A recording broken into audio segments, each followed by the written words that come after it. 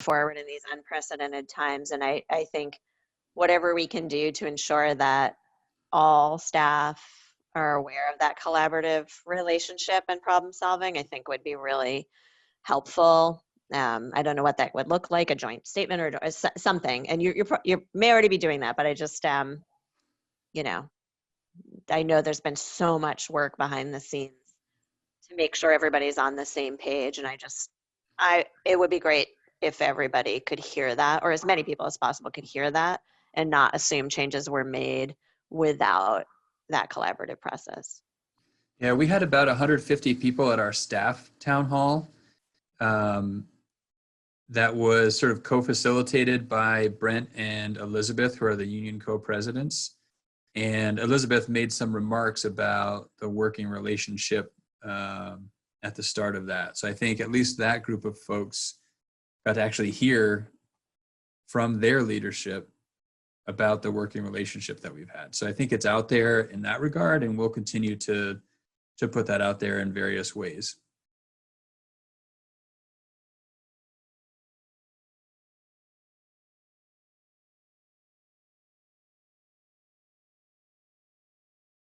Anyone else?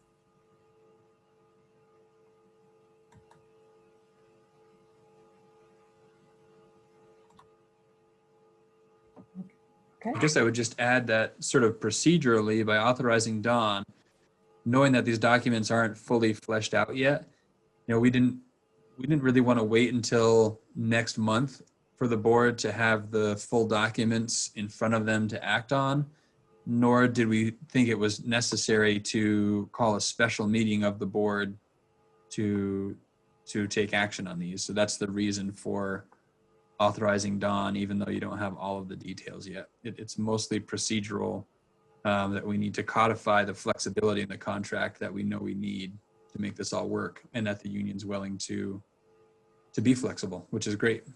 I don't know that that's true everywhere, but I really, I value the relationship we're building with our local union. I value their willingness to do what needs to be done to meet the needs of our kids and families. So it's been great.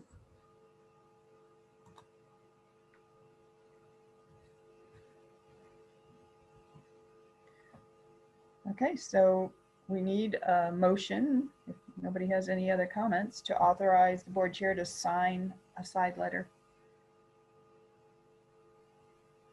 So moved. Okay, that's Krista. Is there a second? A second. Caleb. Caleb, all right. All those in favor of authorizing the board chair to sign a side letter, please say aye. Aye. Aye. Aye. Aye. Aye. Any opposed? Any abstentions? Okay. All right. Next is a community engagement committee update, and this afternoon, I think I shared with everybody an update for tonight. Did everybody get that? Are you talking about the community engagement plan? It was the notes Rob took from the retreat. Yep. Did you get those?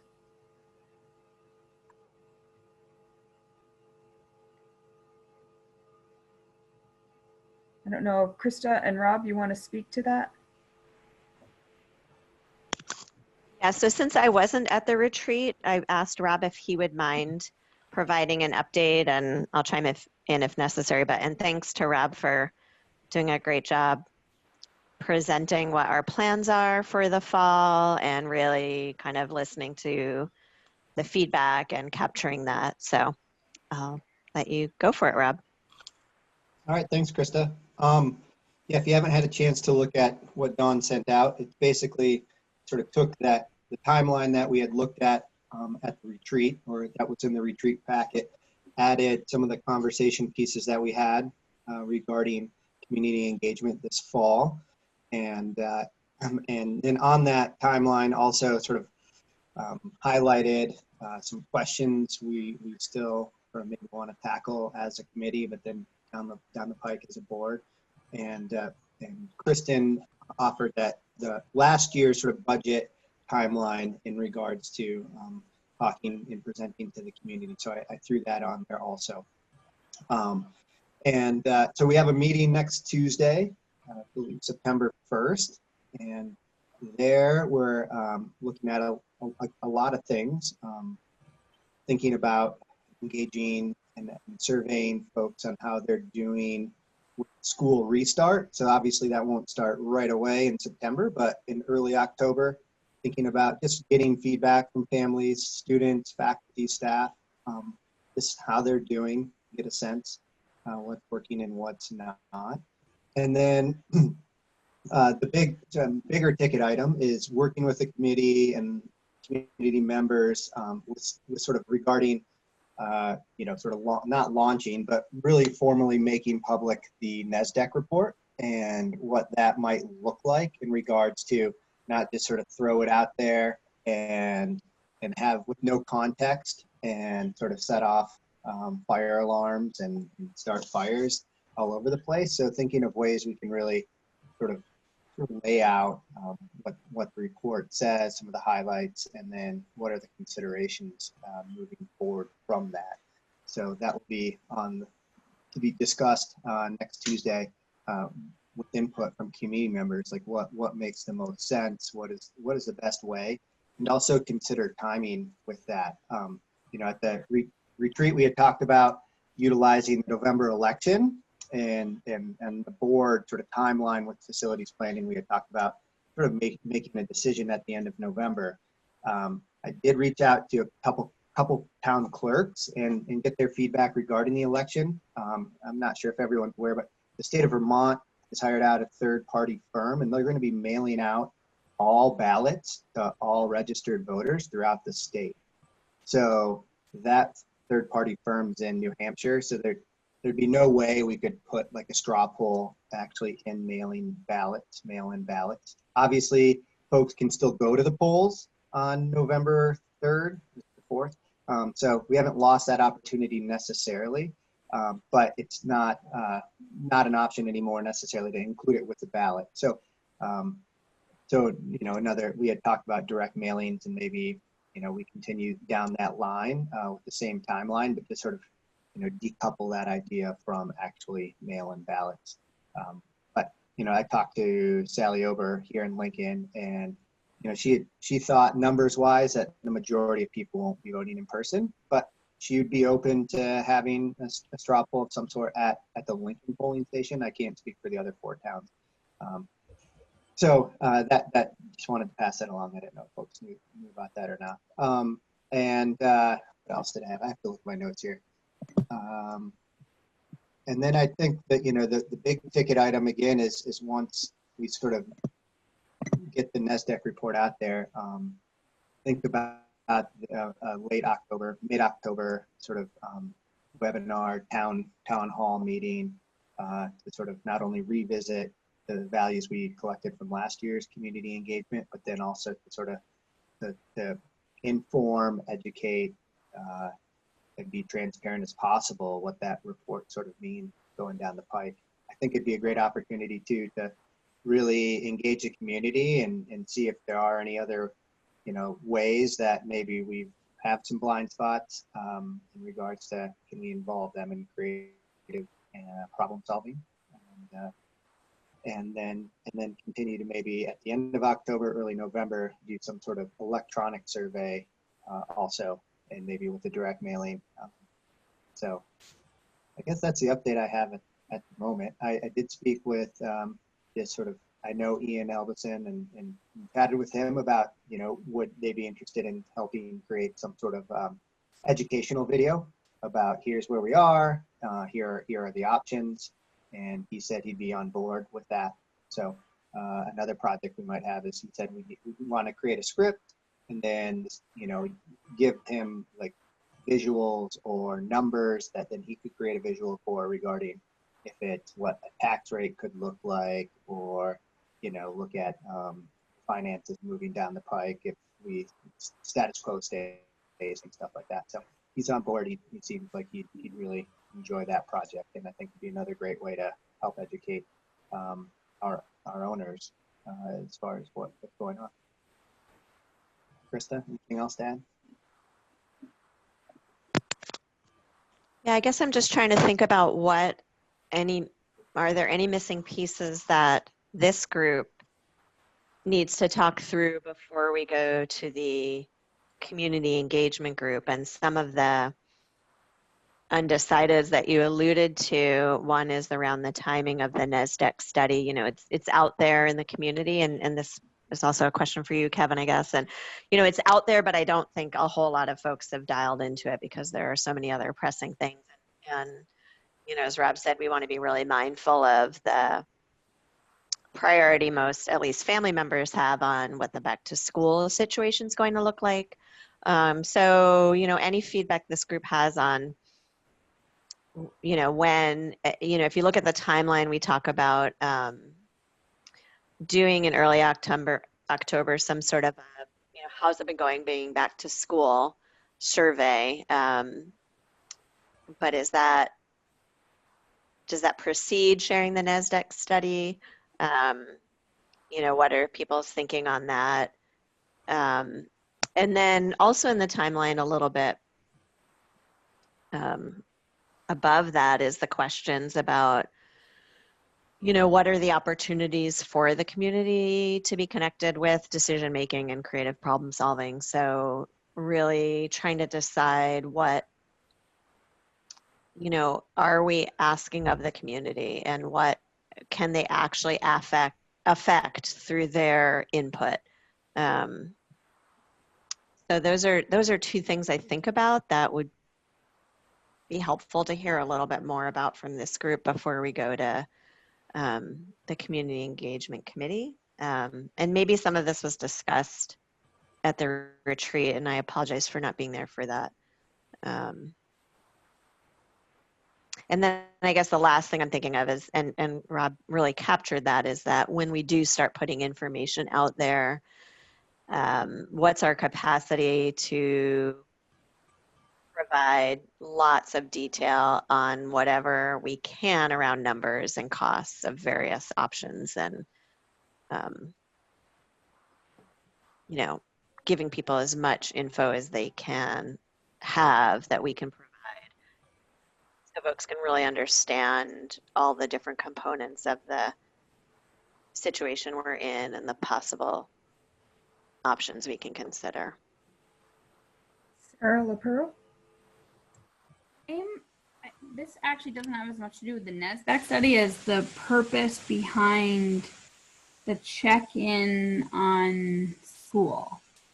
Or, if, I mean, is that something that we are really looking for, or is that, I'm just curious on the reasoning behind that part. Yeah, so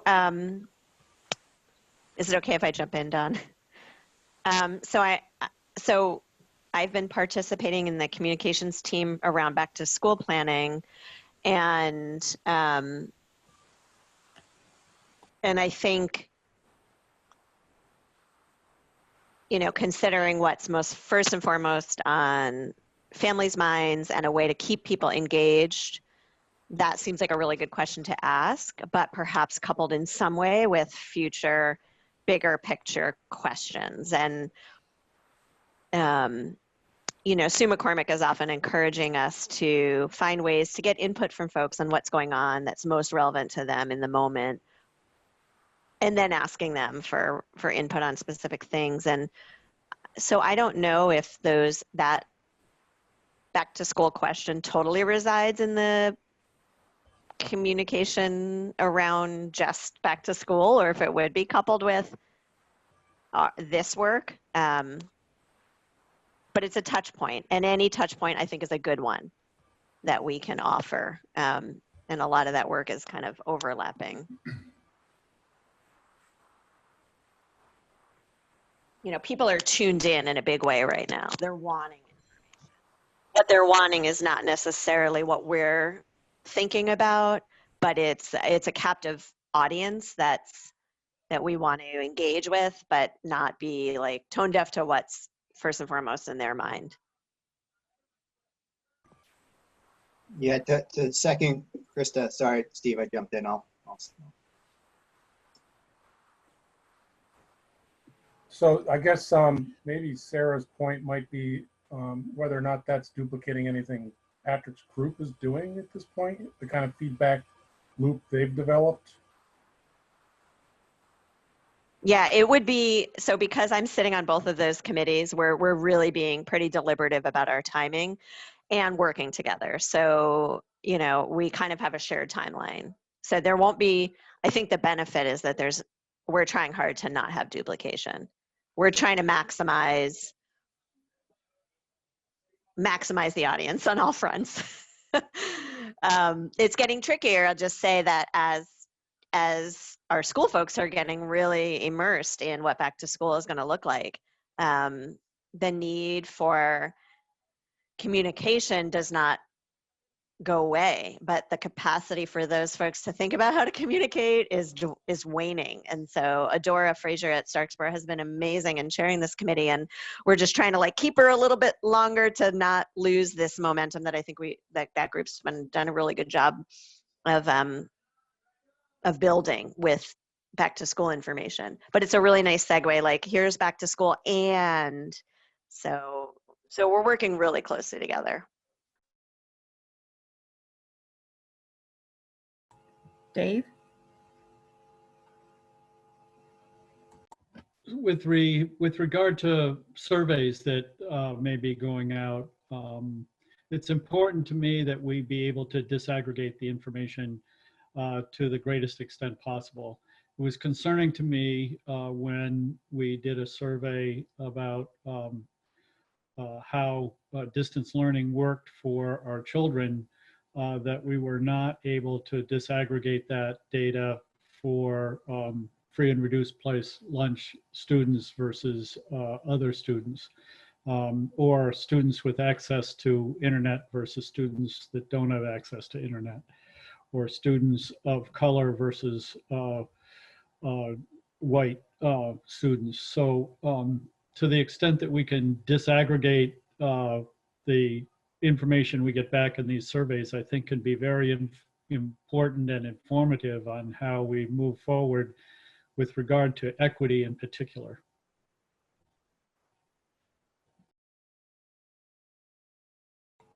Krista?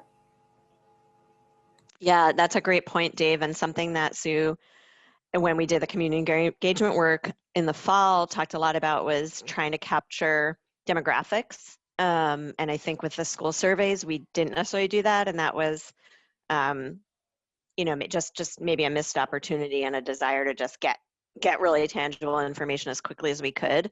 But she has encouraged us to think about that. Any surveying that there's ways to capture some demographic information more sensitively, and that she was really encouraging us, regardless of whether it's a school survey or a budget survey or whatever it is, to find ways to ask some questions so we know who we're hearing from and whose input we're getting. She also talked about the importance of sharing back out what we heard. So there was a survey asked about how students are feeling about going back to school. And so we've been talking in our committee about how could we quickly and easily share a snapshot of how students are feeling. Because they took the time to fill out the survey, it would be great to let people know.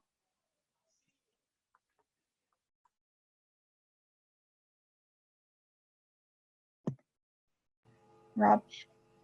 Yeah, to sort of go back to Sarah's point and Steve, and in thinking about, you know, is it connected to the community engagement work or for the board, I guess, to have a sense of how people are doing. You know, I think moving from that, it's important, you know, for us to consider what capacity people have to take in sort of all the data that's being thrown at them and understand the implication.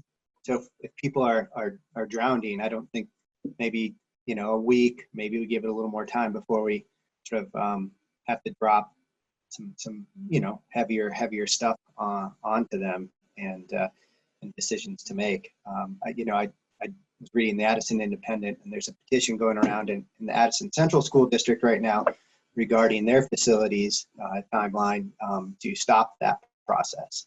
And so I wouldn't want to see us in that situation also as a board where we're not proactive and really trying to gauge how our families and community is doing first, and use that as information as we move forward, trying to inform, educate, and work with our community members. So that's my thinking at the moment too.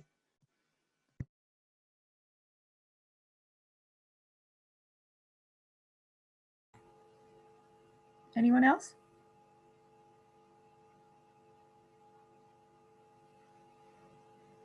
Okay.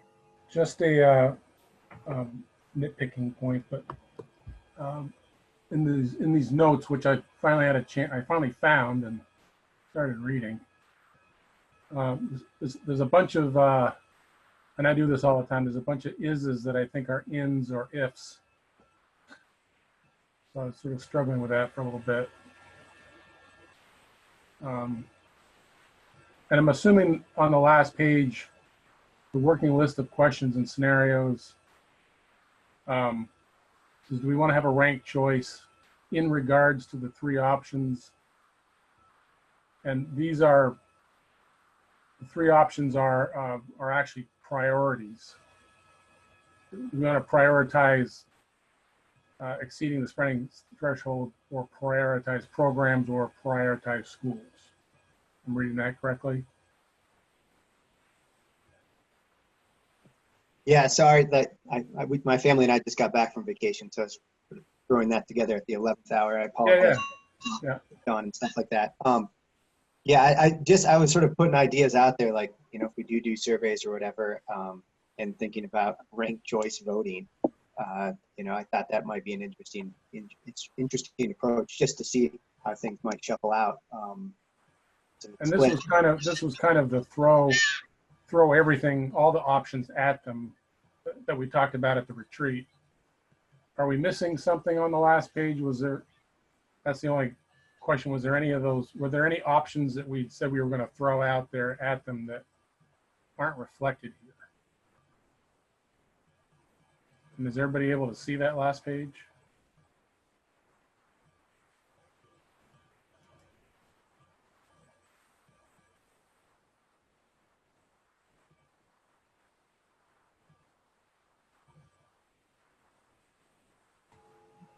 Not hearing anybody say they can't. You mean page 3? Are you talking about the community engagement timeline or the scenarios? Yeah, the working list of questions and scenarios. Oh. That this is sort of grouped together, I think, in a rational way. It's presented a little bit different than the options I think we've been sort of traditionally talking about.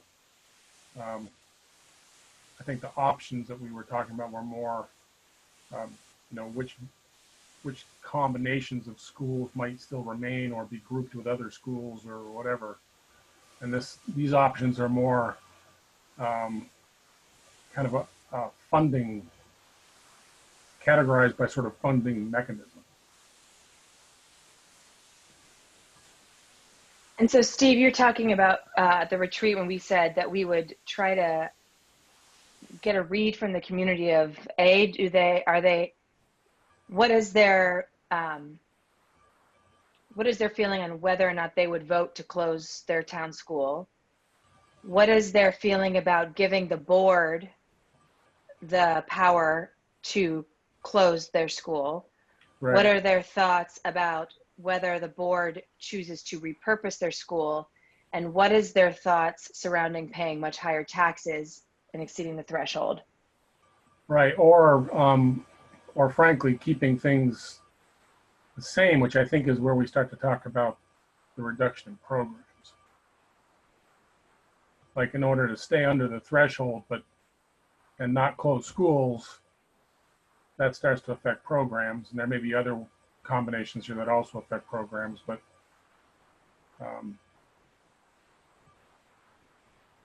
so I was just thinking, if page 3 kind of represents our current thinking on how we're going to formulate a survey, is this the format we want, or do we want to backtrack a little bit and be more direct from the discussion at the retreat?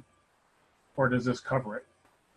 And I've just glanced at it quickly, so it's not like I have the answer to what I'm talking about. Krista? I mean, I think it, for me, relates to an even bigger question, which is, are we asking people to weigh in on viable options? And that's a concern I have as well. But in the moment, I'm not sure we're at the point of being ready to formulate exactly what that survey is going to look like. I think we need to talk a little bit more about it. This group definitely needs to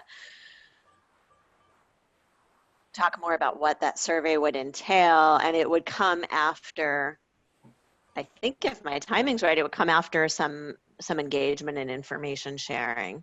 So I don't know, unless I've got it wrong, I think we're going to be building up to what a survey would be after quite a bit of really significant information sharing and engaging with folks. But it does make me think about a lingering concern, which is, are we going to ask folks to vote for something that we know we can't actually do? That we can't actually do? Well, I mean, I just wonder if we already know that certain things are just not feasible. Kevin? I'm not sure what there is that's not feasible with these three questions. It's a matter of choice. And so if you step back and look at what sort of response we can get with these things, maybe people don't care how much money they spend and you just keep going the way you are. Or, maybe programs are important to people within some cost constraint, or on and on and on. So once you get those building blocks, then all of a sudden you can go back with a whole lot more clarity of how your programming or your facilities or your budget can come together to make something happen that will result in the next step being, okay, based on whatever constraints, and you'll end up with constraints, and maybe that's what's not feasible, but you'll end up with constraints, and given these constraints, here's what we can do. And maybe there's A-B options or ABC options or just an A option, but there's nothing wrong with asking people if they want to spend this as the sky's the limit or whatever, So I guess I'll just leave it at that. Yeah, my worry is, I think this is a good conversation where I think we're having a good conversation right now. The week of October 22nd on the page before this looks to be the sort of the target date for maybe sending this out. Is that still, in terms of the amount of time we have and the number of discussions we can have, that's not a lot of time. I also think if we were able to put together some of the answers to some of these bullets that Rob has on here in a round way, and Patrick, you probably would have some insight on best ways to format some of this, but it's kind of like a values recheck from what I can see. That without necessarily proposing hard and fast options and scenarios, giving people sort of these three implications with some data behind it seems like a good values check that we could use to then maybe work in a particular scenario direction. Dave? So it's been a while since I looked at the NASDAQ report. If my recollection is accurate, they did a pretty reasonable job of laying out pros and cons of each of the alternatives that they were asked to study. My concern is that a lot of the public is going to look at that and say, whoa, the school board didn't even consider the possibility of maintaining the structure the same way it is now. I think we have heard from the administration and that they have considered that, but I'm not sure that citizens opening that document are going to have a reaction I think many will have the reaction. I fear many will have the reaction that says the school board just didn't even consider keeping schools the way they are.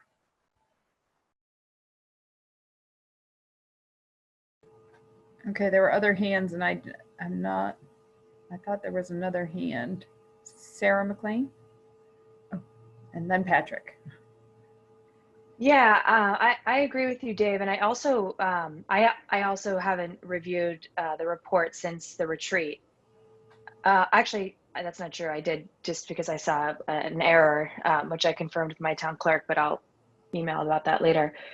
But I haven't looked at it, very thoroughly. But, even being on the board, I walked away from looking at it a few times before the retreat and not feeling content with and understanding that the scenarios that we are being presented were going to offer lasting solutions. So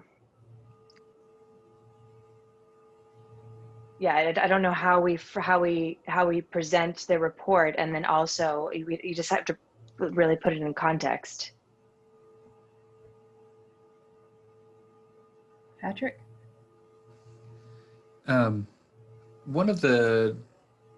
part of the discussion from the retreat that I recall the board having that I didn't see land in those notes was inquiring with the community about delegating the authority to close a school to the board, and just seeing what the temperature was for that action.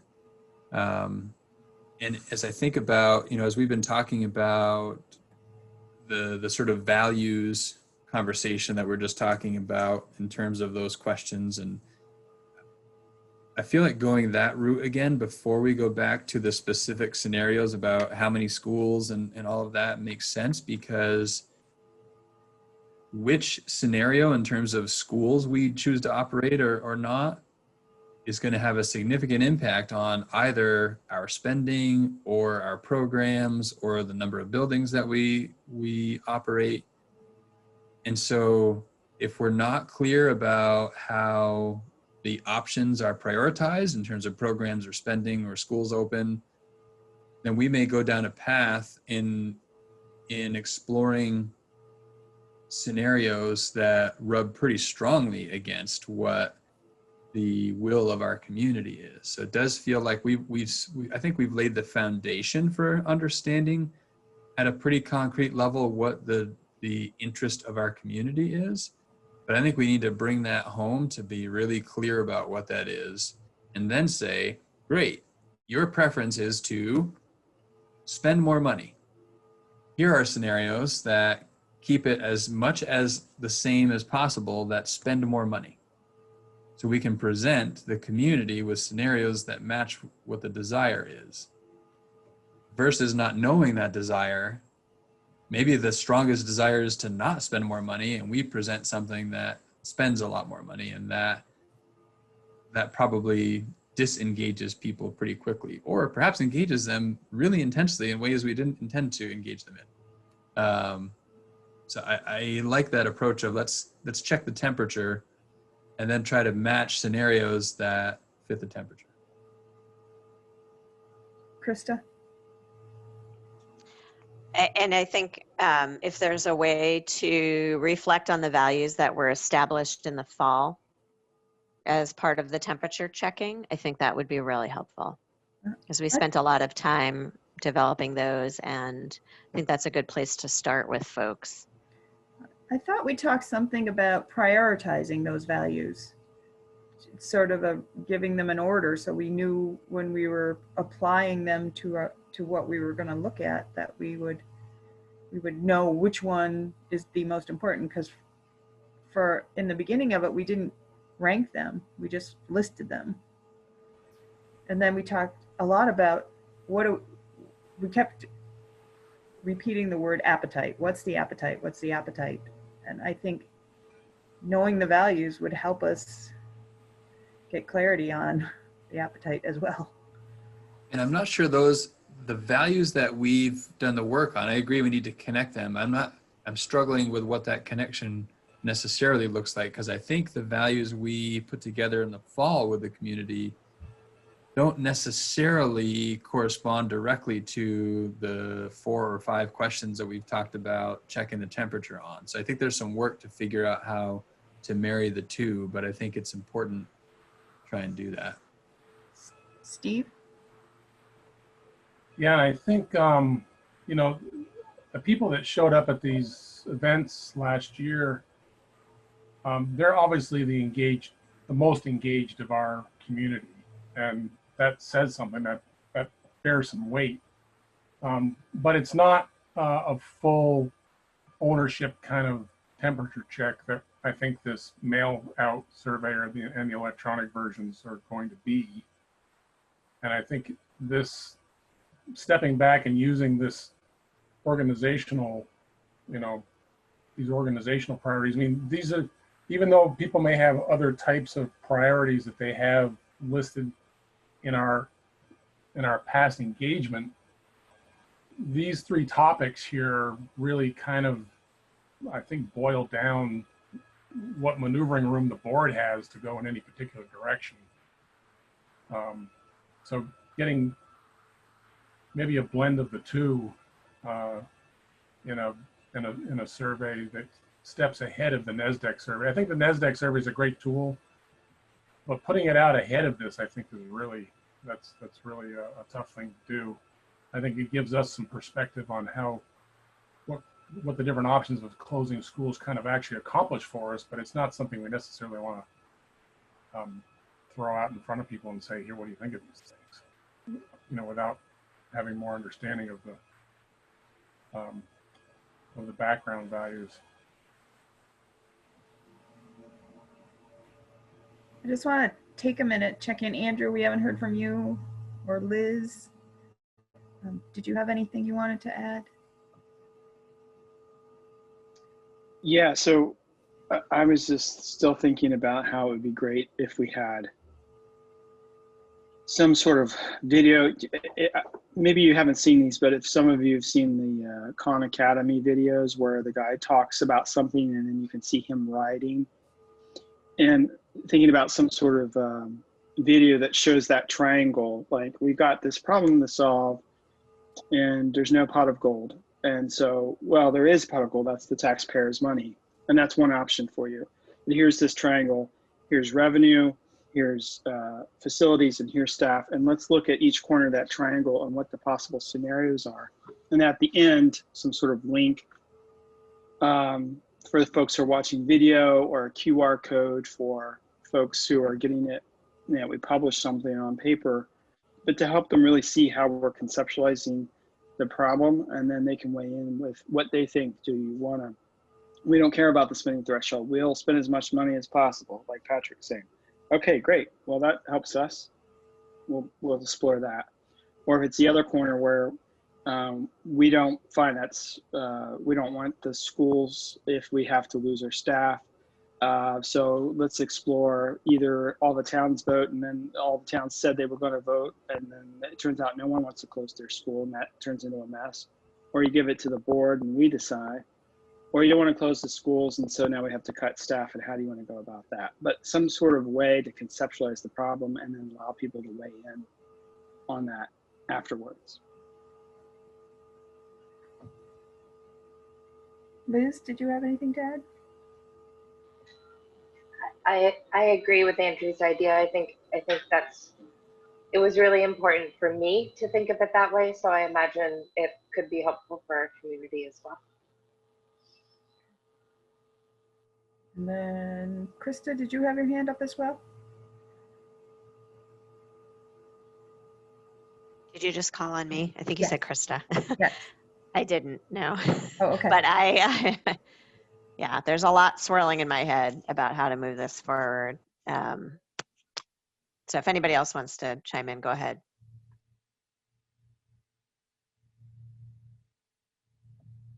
think everybody's swirling. Well, I came up with this that idea because somewhere along the line I come up across that thing. I think it was related to food, but that people want to eat fast, good quality, and cheap, right? And they say you can have any three as long as you pick two, right? You can have fast and cheap, or fast and good but not cheap. But basically that's the bind we're in. You can have any three. You can have affordable taxes. You can have all the school buildings you want. You can have all the staffing you want. You can have all three as long as you pick two.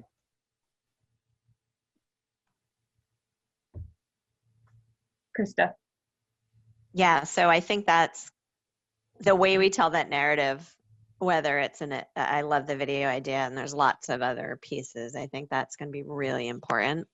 It's going to be really important that we get the perspective of as many people as possible. And, just thinking about the vocal minority that's really active and has the opportunity and time to invest in sharing their voice, may have a really different perspective than the other folks who might not be as able to share their voice. And so I'm really aware of that, as maybe more than I've ever been, just like this moment in time. Little plug for a podcast that I've been watching that is kind of speaks to this is Nice White Parents. And in Vermont, it might be nice middle and upper middle class parents. So I think really making sure we have a very diverse group of voices is going to also be huge. And I'm worried that the Community Engagement Committee is a small group of folks that are going to have to kind of weed through a lot of this. And it is a huge lift. And this full group only meets once a month. And so I don't really know how to grapple with that. I don't know if we need to be spending more time with this larger group on this. I think they're it's a great sounding board of board members and that vocal minority. So I think our next step is to figure out what to start sharing out with the community about these long-term challenges while not being tone deaf to the COVID reality. That's the first challenge. That's the most immediate thing. Steve? Yeah, just a suggestion. I mean, earlier it said the questions for Patrick and the admin team, where are there opportunities for the community to connect with decision making? Well, I'm curious if it might be an opportunity for the folks that were on that, the spreadsheet that went around for actions. One way that people get reaction to surveys that are mailed out or electronic where they don't reach the disadvantaged or the economically challenged or whatever is that you do a house to house. You go door to door. Are there folks out there willing to volunteer for that kind of an effort as part of part of their ability to connect with decision making? That's just a thought. We're not like, the downtown Chicago, or the suburbs where people can door to door means there's a lot of density and you can really get a lot of traction with that. We're spread out all over the place. It's a little more difficult to do, but there may be some willingness for folks to take that on.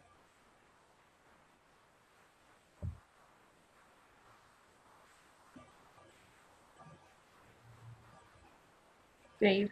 So I've been door to door in 4 of our 5 towns.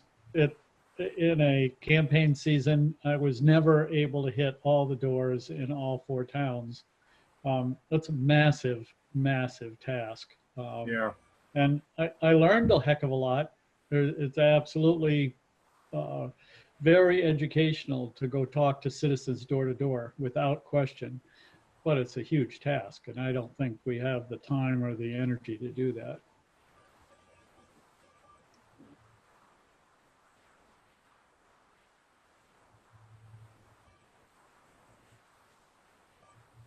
Krista? I think the webinar has been kind of an equalizer, or Zoom has been a little bit more of an equalizer. or maybe not an equalizer, but many more people are participating than in other ways. So I think that could help. Like if you can Zoom from your couch with your kids there in the next room, that provides a whole nother level of access. So I think that is something we should definitely be doing.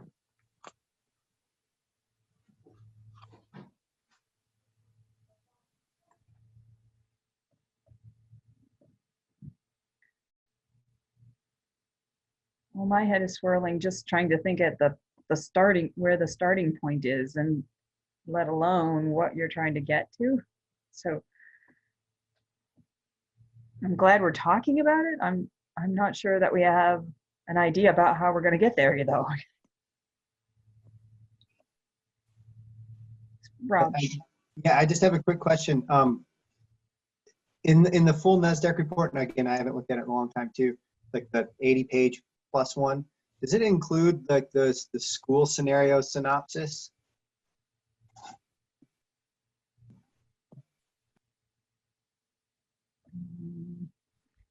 I guess I'm not sure what you're asking. But so at the retreat, we were given like a short little document that said like scenario 1, scenario 2, scenario 7, option CB 2, whatever. Is that actually in the full NASDAQ report? Because if it's not coupled with that, do we have to put the school reconfiguration options out there with the report? Because when you look at the report, that's more of a demographic, numbers, and so I'm just curious. I haven't looked at the full report in a long time. Question. So technically both so I think the first question was, are they the same or separate? So we have the NASDAQ report has the demographics and the capacity study. And separate from that, like a separate attachment in the email and everything, is the options document. So I do think they are separate, probably intentionally, and they are currently both public documents. So they're not sort of hidden from anyone. Anyone can access them. Having said that, the board can choose when and how and which pieces to make more widely known by the community to fit with its communication strategy going forward. That's my take on it, and I think that answers your question, Rob, but let me know if I missed something there. No, it answers it. And I just run something through my head, like when you put that report with the options, and you don't get out in front with the other options that we're considering, I think that's when we put ourselves in quite a pickle. But at the same time, since that's public, I also don't want to make it look like we're trying to sweep those options under the rug for the time being, trying to buy ourselves some time per se, and sort of hide a reality possibly from the public. It doesn't seem like a win-win situation, unfortunately. Kevin? So as far as the report, and this was discussed earlier about when to roll the report, the NASDAQ report out. And I'm not convinced that there's any news in the NASDAQ report. There's some validation with the fact that with the depth and quality of their demographics and student population numbers, that there's some validity there, but it's not news. And the options that they did were pretty much a regurgitation of what the charge to the facilities committee was originally. There's some nuances there, but there's, again, there's nothing radical there. So I'm not convinced you're gonna like shine a light through that report to the constituency.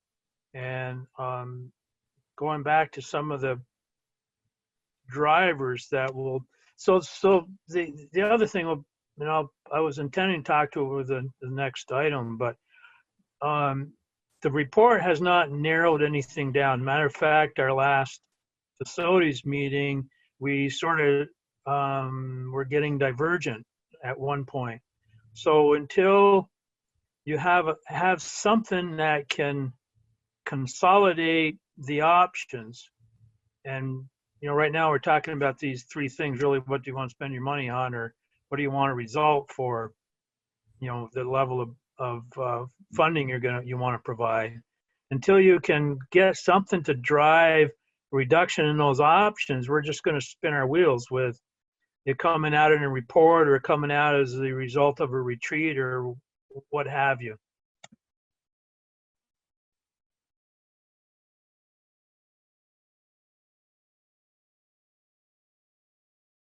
Patrick.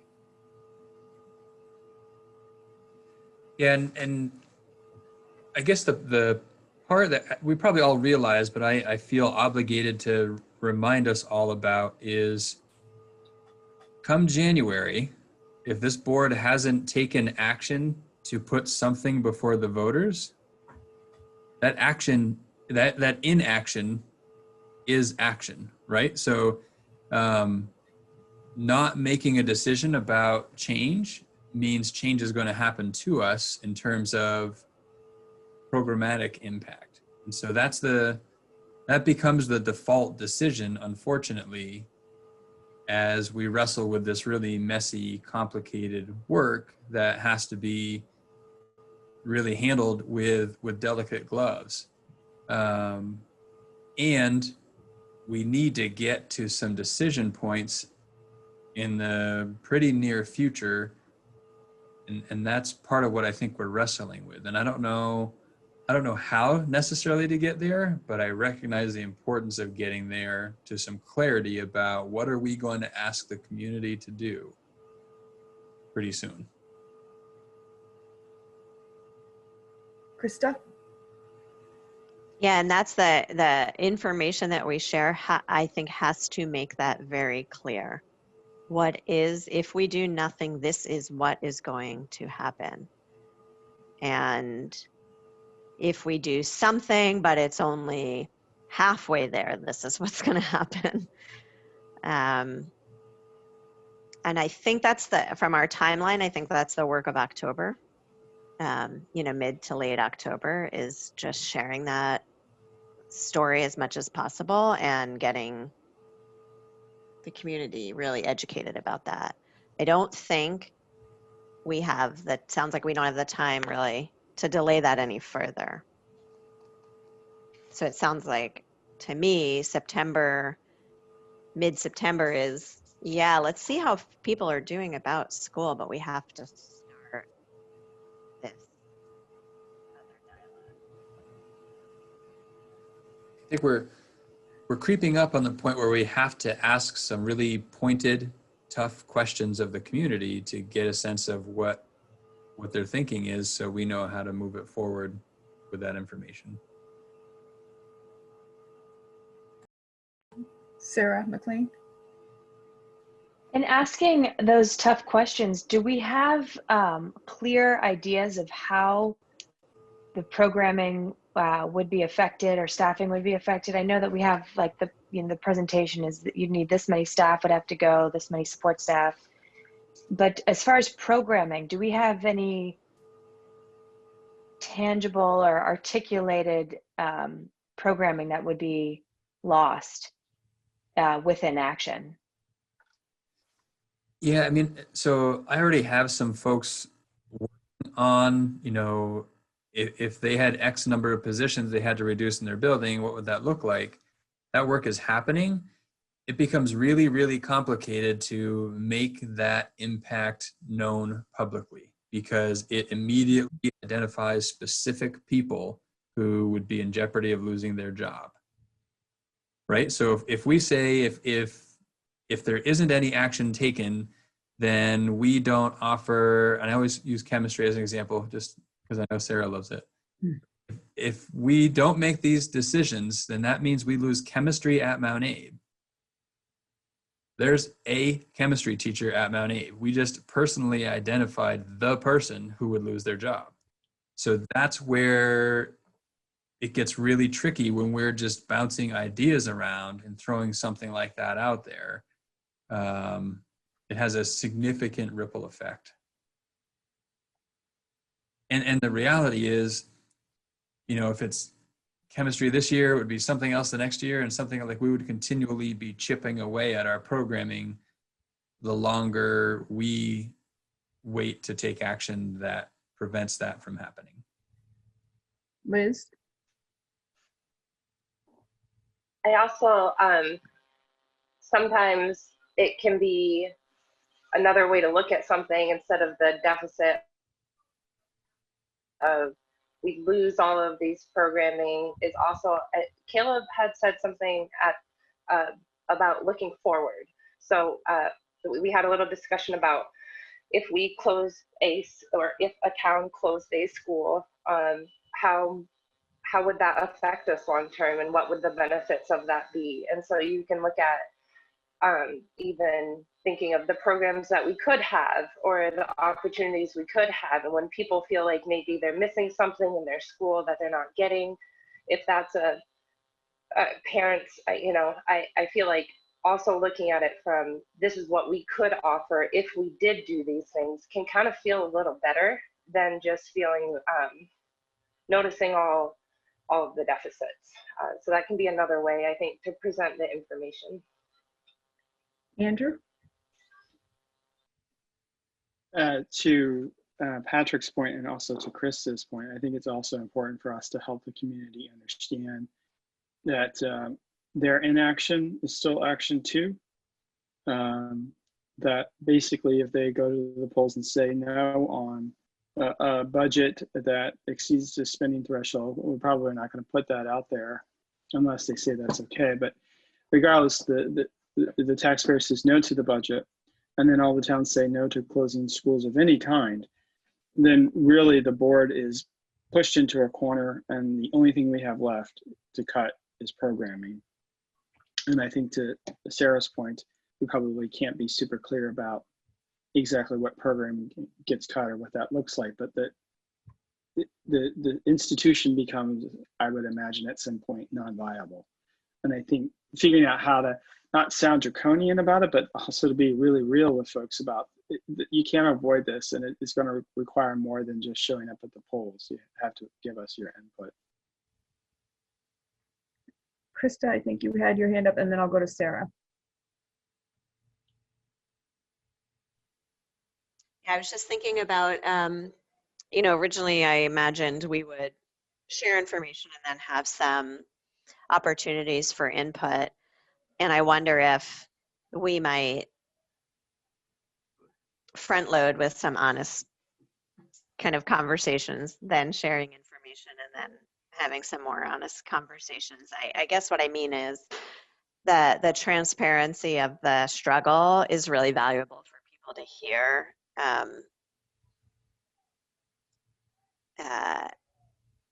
The kind of call in and just hear us talk through some of this and share your thoughts on it helps people to feel like they're part of the problem solving before they get handed all of the details and the numbers. So it's just something to think about in terms of our timing.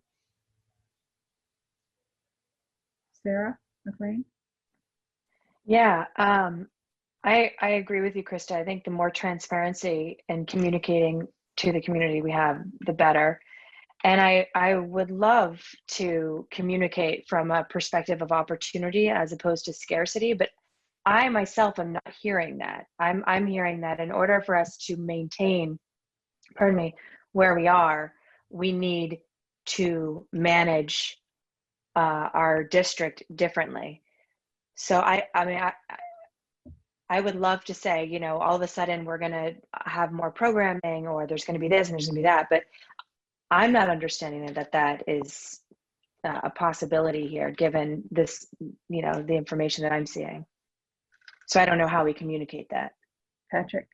I can speak to that just briefly. So as I've been trying to, because part of my task is to work with our finance team here and to get the numbers behind all of these things, because that's not something that NESDEC was going to be providing for us. That was something we knew we had to do internally. And so in playing with a bunch of different scenarios, it does look to me like we can if we find these efficiencies, if we create these efficiencies, we can expand programming. For example, I think what is feasible, it would need further study to confirm that it can happen, is to, if we consolidate schools considerably, we could have a full-time nurse for all of our students, which we don't currently have. We could have health for all of our elementary students, which we don't currently have, and possibly add world language for all of our students, which we don't offer to anybody right now. So those are three sort of supports or programs that I think most people would find valuable, that are quite possible if we create these efficiencies. And again, and your point earlier, Sarah, I think, and this is what Caleb brought up at the retreat, not feeling like any of these options sustain us long term. I'm not sure I agree. I do think for sure there are options in there that buy us a little bit of time, and there are options in there that buy us a lot more time and maybe get us over the hump and can be sustainable. Obviously, the more efficiencies we create, meaning the fewer schools we operate, the greater the likelihood that it sustains us for a while. And the greater the likelihood that we can expand on programming and not just try to hold on to what we have. So I do think it's possible to achieve that. And we can further study that and hopefully give some supporting details that make people feel more confident, but initial glance looks like that could happen. Kevin? Just a little bit of a follow-on ramble is we need to right size our facilities, and then they become sustainable. And until they're right sized, meaning that they're utilized and the capacity is being used, you're going to be through this. You're going to continue this cat and mouse game of trying to cut to get a budget by. So we need to think about right sizing things and utilizing things to the most efficient thing, as most efficient as possible. And it really scares me that the whole to me the most important thing is the programming. And we're talking about this whole thing, and every time we circle around something, the programming is what's going to suffer. So, if we need to really make that make that at the forefront as well.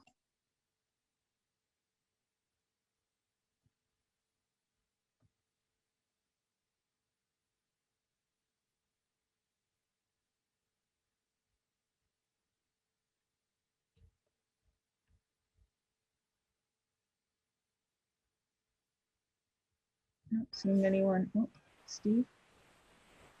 Yeah, I'm just saying, after sort of listening to the conversation and going back through these notes, I really don't see any real problem with the timeline. I think it's rational. I think we should stick to it. I don't think we should put things off or try to. And I have to agree with Kevin in terms of the content of the NASDAQ study. I don't think there's anything really new. We brought a lot of these options up at these meetings we had with the community last year. It's not like we're really springing anything on them through that report. I think it's really just a matter of how it's presented, the background sort of, or the introduction to the presentation of that report, that for folks to understand why it was done and what kind of a tool we're using it as.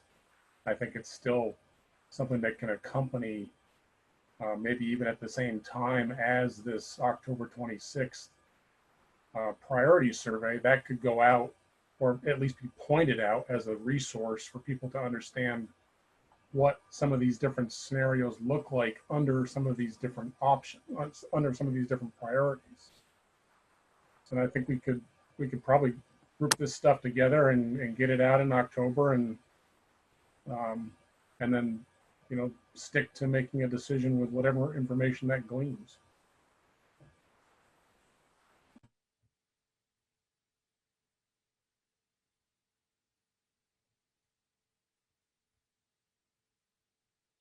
Kevin? So I guess we've had a lot of discussions, so there's a lot everybody has on their mind from everybody else. But I guess the thing is I heard the communication committee saying they're concerned about capacity. And so I guess we need to, do we end up formalizing some direction for them, or do they go back and chew on what we've talked about tonight and come up with a strategy based on the timeline that's already generated? Seems like we're at the point where we should stop talking and do something. I think it's this board's job to give direction to that group. And if this board is, I thought that's sort of where we were heading at the retreat, where we were talking about we need to know this information in order to progress further. And so my takeaway was that we were going to ask those tough questions so that we had more clarity to move to the next step. And maybe I took away the wrong thing, but I think we're at the tough questions part.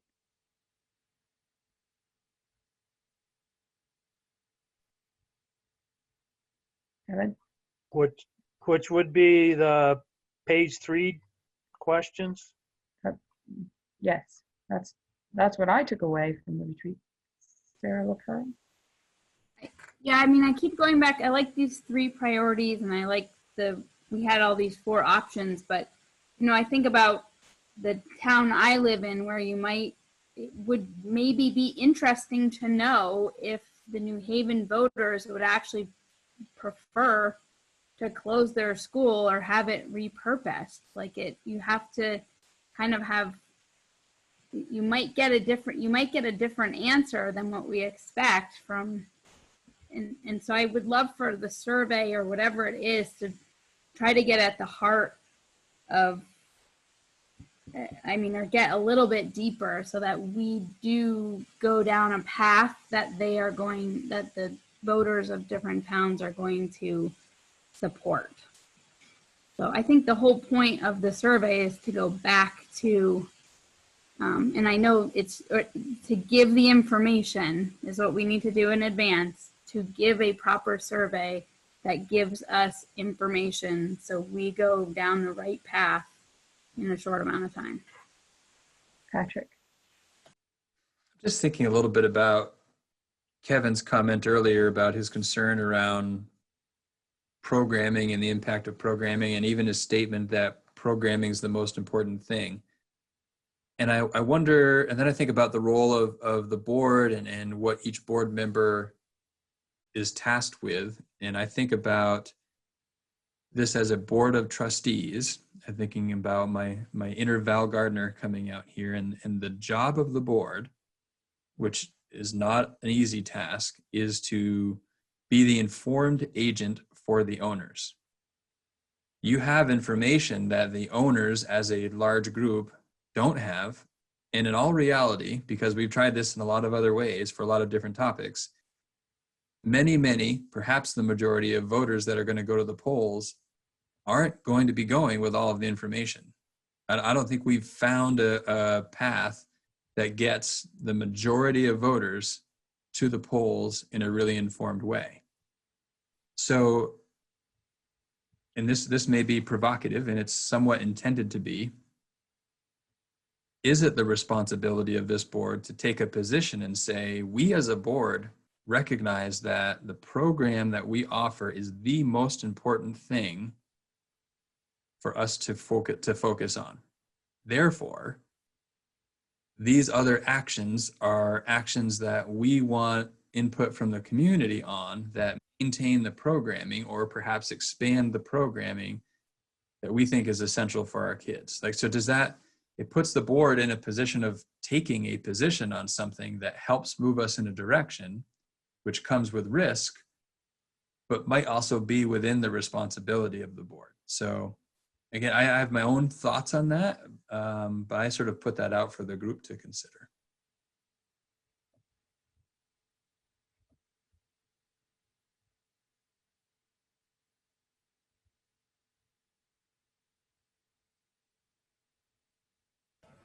Yeah, it almost seems like if you're looking at the priorities list on page 3 that it's really option 1 or option 3 to maintain topic number 2. I mean, I can't really imagine there's anybody out there that's got a real stomach for losing program.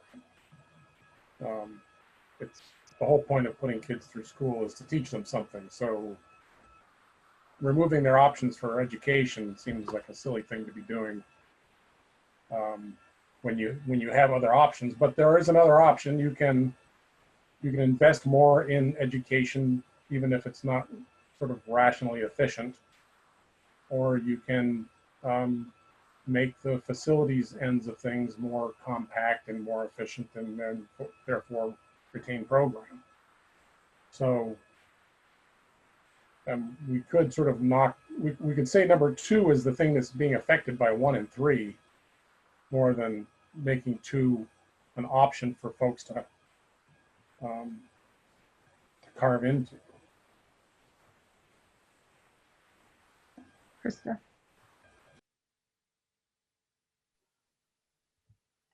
I'll wait until others have gone because I've spoken a lot. Dave? So I'll wait. Okay. Dave? Thank you. So I think the board, I agree with Patrick. I think the board has great responsibility. We're privy to a lot of information. We have in-depth discussion among ourselves. We have contact with people in the community. It's why we're on this board. And I do believe we have responsibility. It's one of the things that really bugs me about policy governance. You know, this facilities discussion, this is all means, right? This is all means of having our kids be successful. And programming, what kind of programming do they want to have? And so, yes, I think we have great responsibility. And yes, I think we ought to rethink how this board is going to address that responsibility, not just in terms of facilities, but in terms of our role in the public education of our community. Sarah McLean? I think it's an interesting point that Patrick raises, and Dave.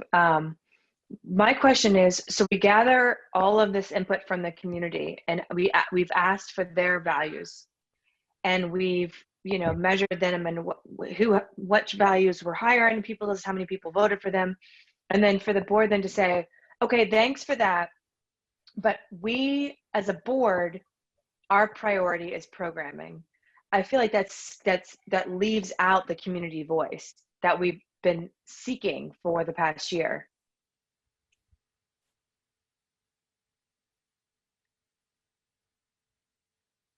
Krista? Yeah, that was my point. I think we will have to, as a board, make a decision at some point, but I think to not go back to our community for their input is a misstep. And I think that even when you say programming, what that means is so varied depending on who you talk to.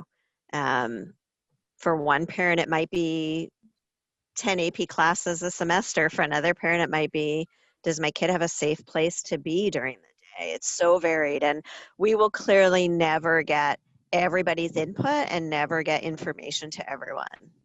But I think we need to start the process with that goal in mind before we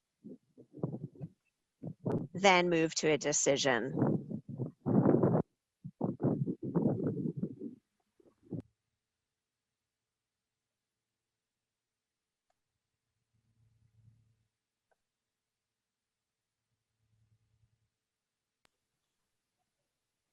Krista? And I think we've done a lot of work to get that input. Like, I don't think it's insurmountable. I think we did a really good job this fall. I think we have a lot of great methods and practices and goodwill that we've built up. So I think we can continue doing that. And you know, I have hope that we'll be able to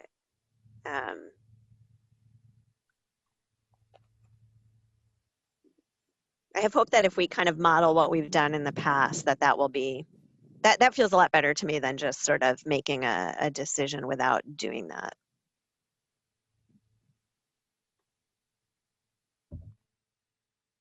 Dave? So can we reimagine schools for our community? Can we offer 10 AP courses? Maybe those are online. Maybe our advanced students are capable of accessing and being successful in 10 AP courses that are online and overseen by a number of teachers in the building, professional staff that guide them through this process. But the bulk of their time and energy is spent online, whereas our responsibility as a public institution, as public education, in my view, is a lot about making every child available or capable of being successful, active citizens in our community. And that says something to me about low income families and how they're successful or not. There's a reason why the largest high school in the state is in the prison system. We fail those kids. So what's more important, Spanish for all the kids, or making sure that all of our third graders are at the same level in math and reading? So can we reimagine what education is in our community, a hybrid type of education? COVID is forcing us to rethink education. Let's do it in a proactive manner. And then later on, figure out what facilities fit into that. Let's first figure out what we want education to look like for our kids.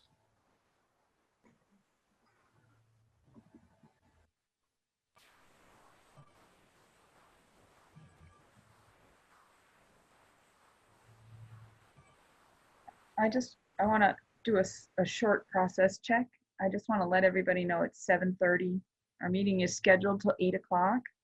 So we have possibly 2 more large discussions to have. So I just want to check in with everybody. We can keep going on this. We can try and close it up and move on, or we're going to have to be here longer.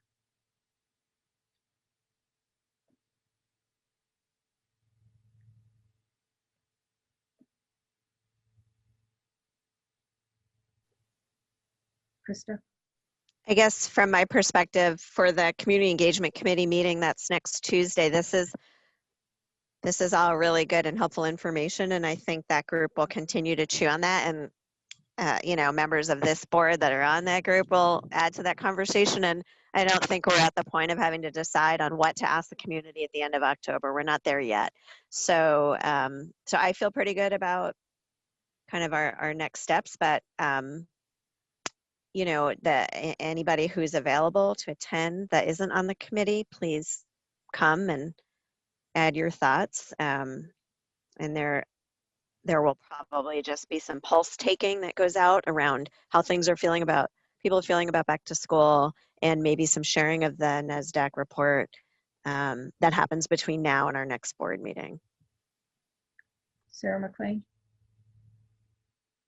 Just before we leave this topic, I just wanted to ask Patrick, when you had introduced this idea of the board, you know, having a position, you said that you have thoughts on that concept. And I wonder if you could share with us what your thoughts are if we were to do that, or what your recommendations would be. Yeah, I guess I'm not sure exactly. I mean, my thoughts on programming, I feel very, very firmly that the program that we offer our students is the most important thing. So for me, if for my own kids, which are in our school system right now, if the choice was and I'm thinking about when they were in elementary school, because that may be where the greatest impact could end up being.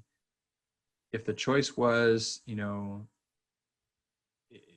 have a struggling student have their needs met in a building that's in a different town than where I live, or have them attending the school in the town where I live and not have their needs met, I want their needs met.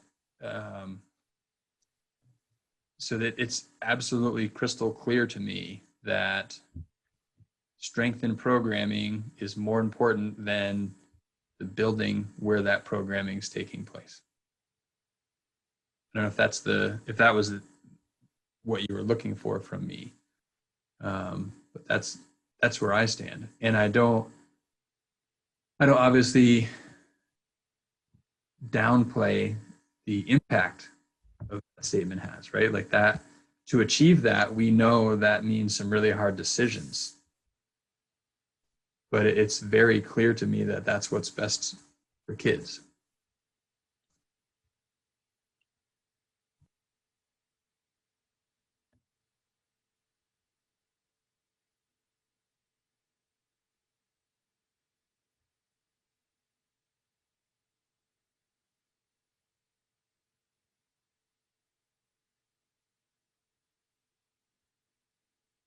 Okay, I think I'm going to move us along.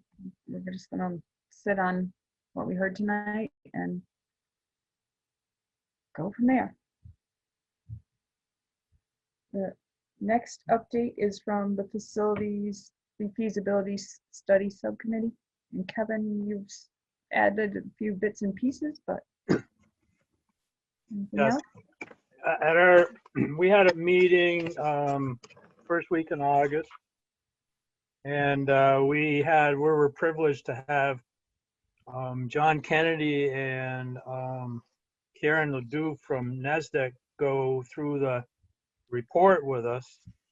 So there's a lot of discussion on that. Hopefully my lighting's okay.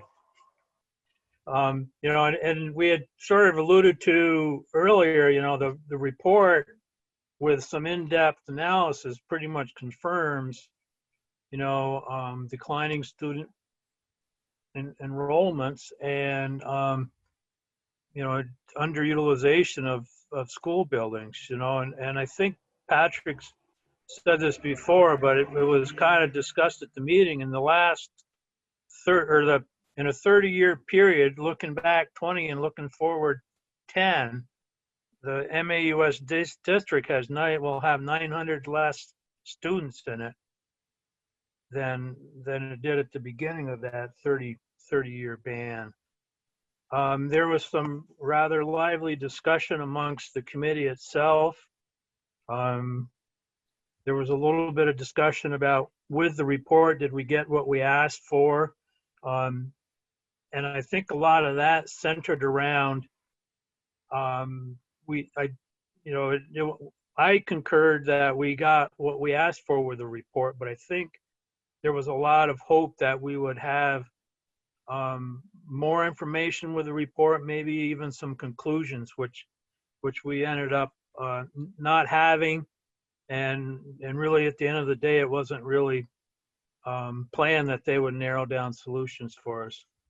We talked a little bit about demographics regarding COVID. You know, the whole concept of everybody leaving New York City and coming to Vermont, that sort of thing. They actually had we had a short discussion with them. They actually have some experience in the Berkshires down in Massachusetts, and they're pretty early for them to make any conclusions, but they understood what the concern was or what the impact could be, and are kind of watching that. There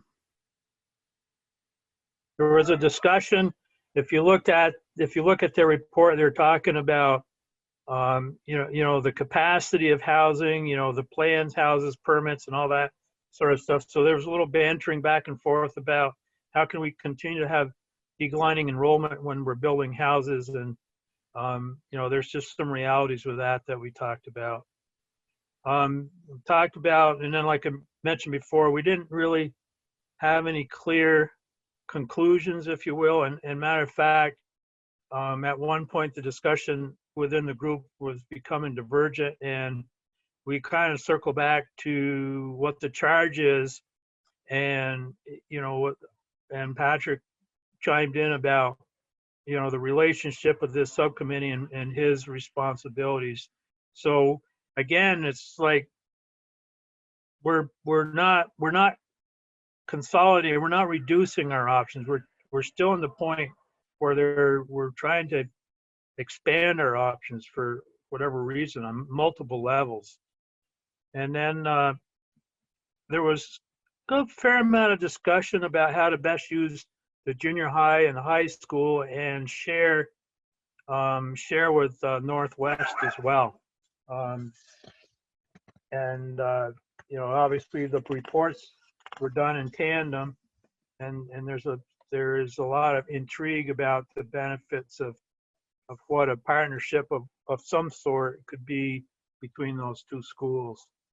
We also had an agenda item to start looking at the questions, if you will, that were in the charge for the subcommittee, but we spent an hour and a half on with NASDAQ, so we sort of ran out of time and tabled that for our next meeting. I believe that's pretty much the essence of the meeting. Anyone have any questions?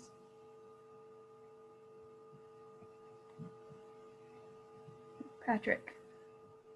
I just thought I'd sort of quantify a little bit about the statement Kevin made around the 900 students. So about 700 of those 900 students are what we've lost in this past 20 years. So when we look back, that's how many we have fewer now than we had at one point, which presumably all would fit in the buildings that we currently have because they did before.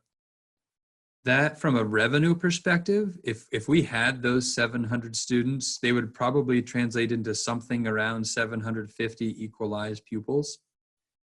That would allow us to spend $14.8 million more annually than we can currently spend and stay at the spending threshold. So in terms of sort of that overhead that we've been talking about and the underutilization and efficiencies, I think that helps put things in perspective from an economic perspective.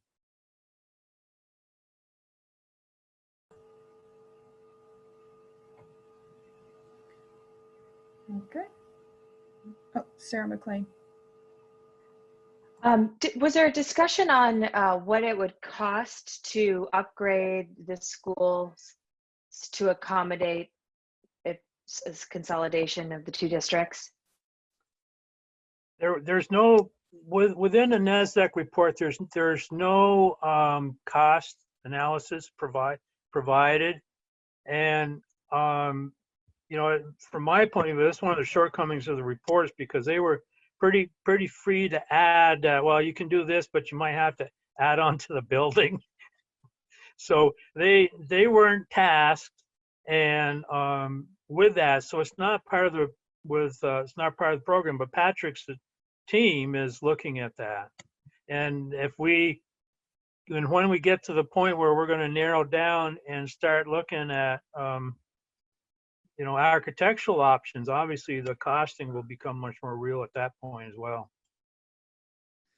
And one thing I would add to that is, it was a little bit confusing initially why NASDAQ put in every option that we could add on to a building in that option if that was necessary. Part of that's because, if they share an option that says we could close 3 elementary schools, depending on which 3 we choose, we might have to put an addition on.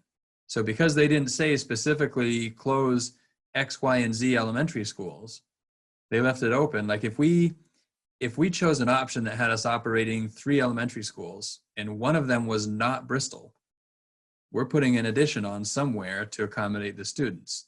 If we chose to keep Bristol open, and use that building, then we probably wouldn't have to put an addition on. So that's why that language was there for every one of the options. And in terms of the cost for sort of upfits, that is part of where I've been going with that is I'm thinking about it from accessibility perspective, which I don't know if that was specifically what you're asking about, Sarah, but some of our buildings are far less accessible than others. And so the relative cost in having those buildings that much more full and making them accessible, universally accessible, is very different. So I do think that has to be a factor, but that in-depth study hasn't happened. And frankly, it doesn't take an in-depth study to identify which buildings are less accessible than the others. I don't think we need to spend tens and tens of thousands of dollars for architects to tell us that. What the precise cost would be to make whatever buildings we continue to operate as universally as accessible as we want them to be, that's going to require months of work with architects and then probably third-party estimators to give us those projections, which is basically the same process we went through with the MAUSD facility redesign, just on a smaller scale for a smaller building. But if we're talking multiple buildings, that would add up in terms of time and money.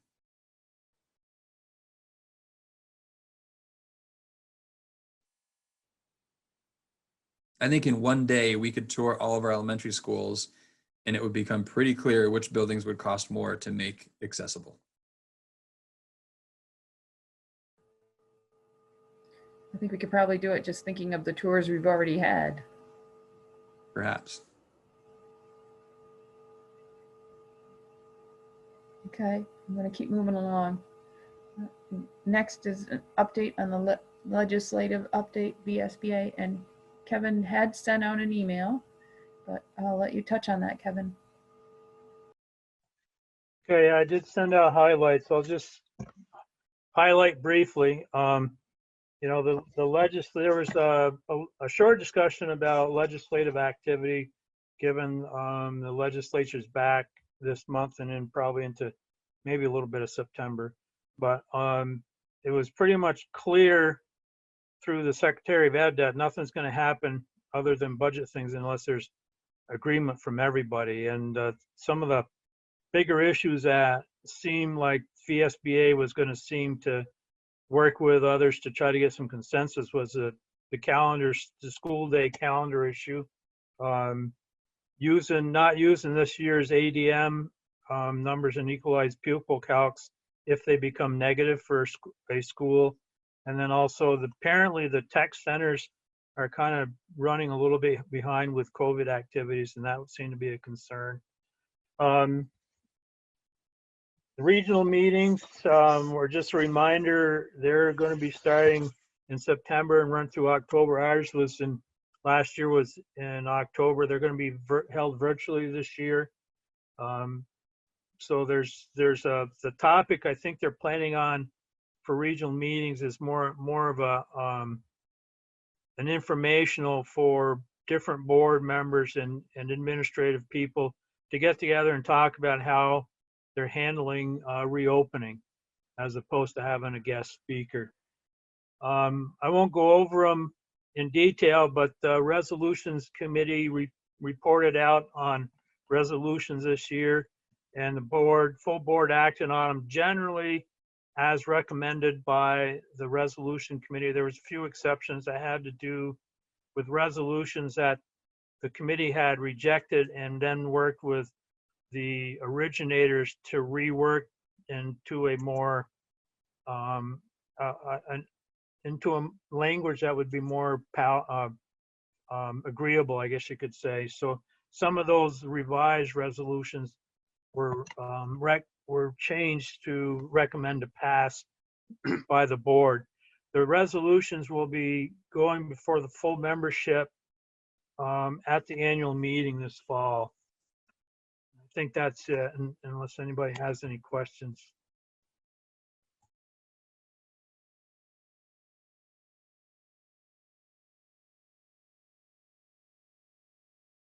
Wait, Krista. Sorry, I just had a question.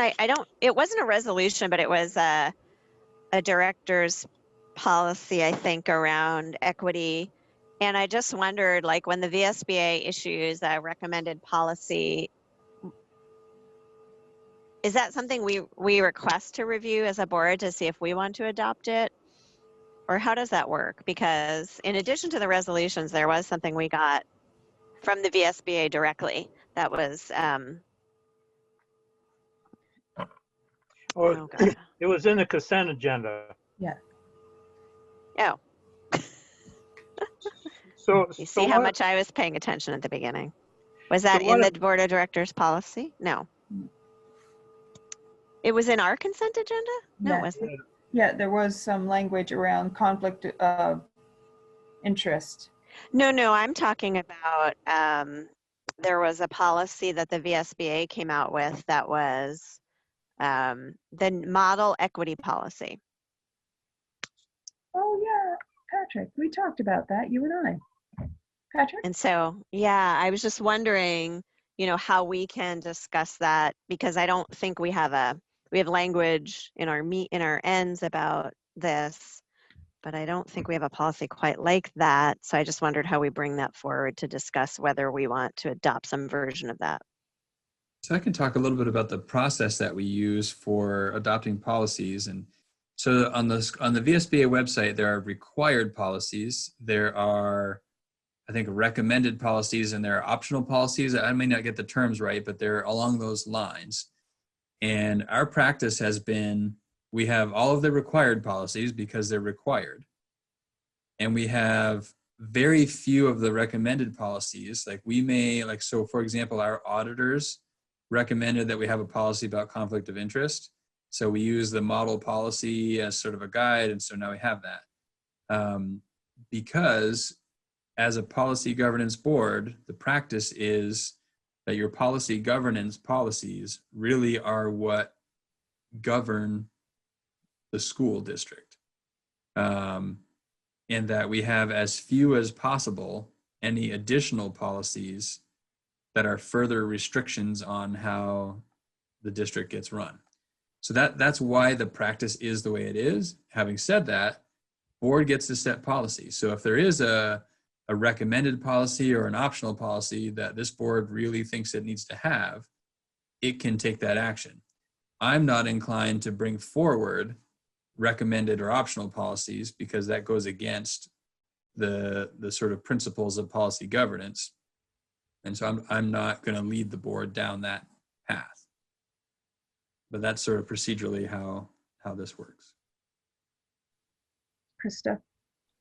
So if we would like to look at what that policy includes to see how we are ensuring similar philosophies in our district, how do we have that conversation? I think it's an agenda item for the board because it would need discussion, right? So it probably doesn't fit in the consent agenda because typically we're not going to put items in the consent agenda that we know need discussion. Right. A separate item to discuss the possibility of that policy. If the board says, yes, we want to move forward with this policy, then it could be in the consent agenda to approve for posting. And then there's, I think it's maybe a 10-day period that it has to be posted before it can be adopted. For just practically speaking, rather than have a special board meeting 10 days later to actually adopt it, it's usually just on the following month's agenda in the consent agenda to adopt. And you saw some of that today. I think we had policies that were posted and policies that were adopted. So this time we would just add a discussion in 1 month ahead of the posting, which would be followed up by the adoption.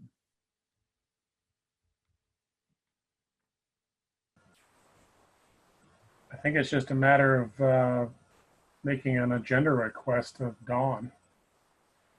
Right. So as we've defined it in the policy, so many days before a meeting.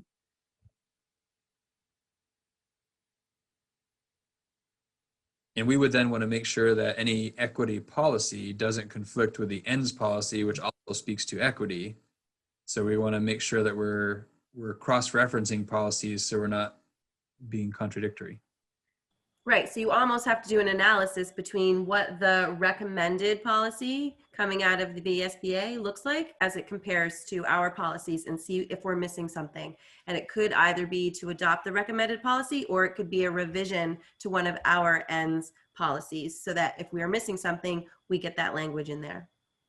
And maybe like a year or 2 years ago, we had that little worksheet, like if you wanted to add an agenda item that asked those questions, is it something already covered in policy? Should it be up? Should we amend a policy already in place? And so, but we didn't take any action on using that form. So right now we have to send it to me. And then I typically go through looking like, all right, does this fit anywhere in our policy already? If it does, okay, is it, as Patrick said, in conflict? Or that's what happens right now. But that form would allow the board member to sort of walk through it and provide, you know, information, not just because they want it as an agenda item.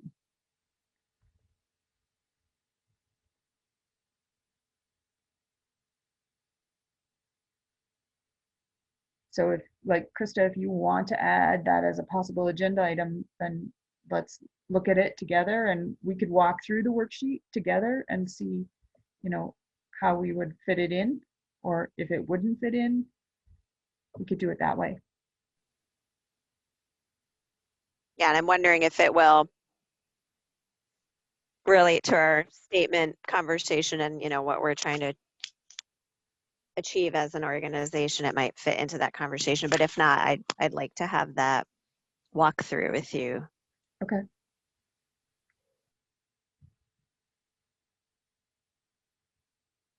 Okay. All right. I'm going to keep moving on. The next item is a discussion item around at the last, not at the retreat, at the meeting before that, we talked about where did the communication plan fit in our policy, and should we have a monitoring report on that? And you sent me back to look and come back and let you know what I thought, having looked through our policy, looking at other policy governance policies. Nobody else references a specific communication plan, but what they do reference is some key sort of community values that are plugged in, and they drill down a little more, which is something we could do to amend the policy, but I didn't want to start down that road if everyone's really thinking, no, we really want that as a monitoring report and not add it into an existing policy. So I didn't want to put a bunch of work in since I was unclear about what path you were all going to go on. If you want me to propose some language with a few more specifications in it, I can do that and bring it back to you next time to look at in the policy. Or, you know, are you back to thinking that it needs to be very specific to the communication plan and have a monitoring report and we'll have to establish an interpretation and then, is that what you're thinking? Or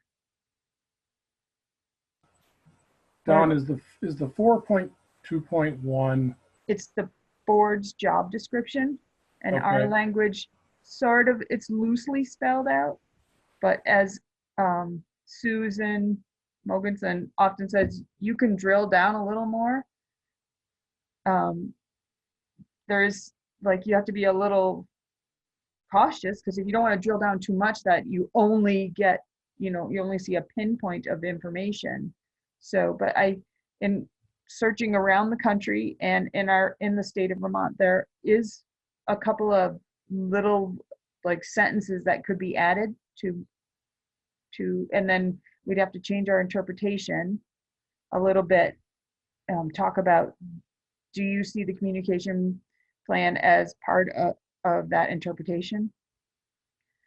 Or, could you use that as evidence?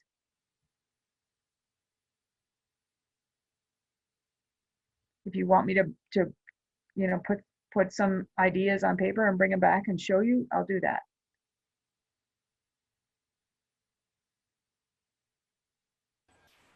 well, I think that might be helpful. I'm having a little hard time just sort of following the process here. So. Okay. All right, I'll do that for the next meeting then.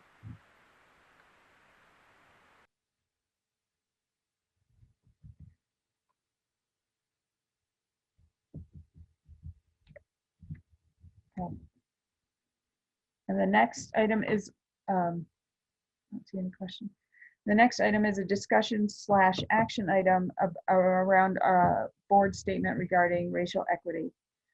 Included in the agenda are 2 options, but having looked through things a little more tonight, I think I would ask that you consider a third bit of language, and that was in the document Kevin shared around the resolutions the VSBA put out. There is some language.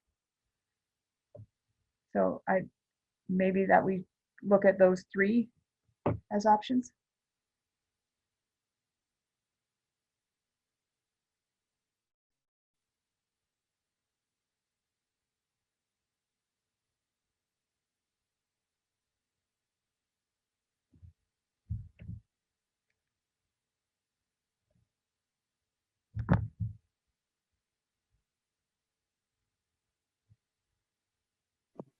Don, where is that? I'm trying to, sorry, I missed where that could be. So Kevin sent out an email. Let me see. It's called August Highlights, I think he called it.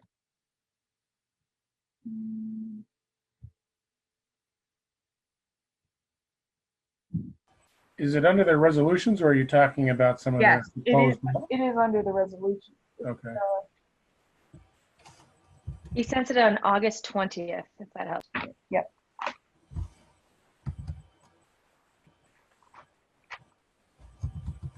And it was the equity and anti-racism resolution.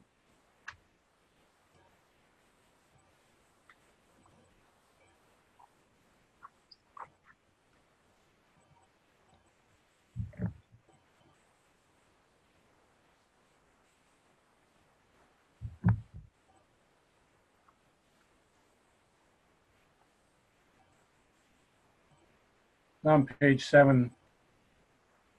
I don't have page. Oh yeah, there is. Resolution number 7.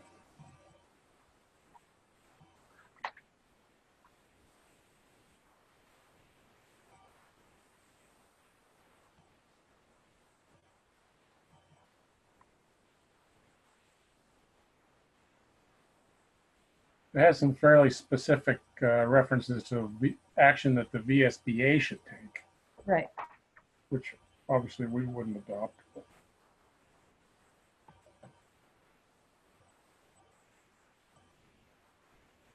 Well, Don, have you been working, who have you been bouncing this off of? Has it been you and Kristen? So Sarah and Rob created one document. I made changes to the document that created another document, and then the resolutions, of course, came from the VSBA.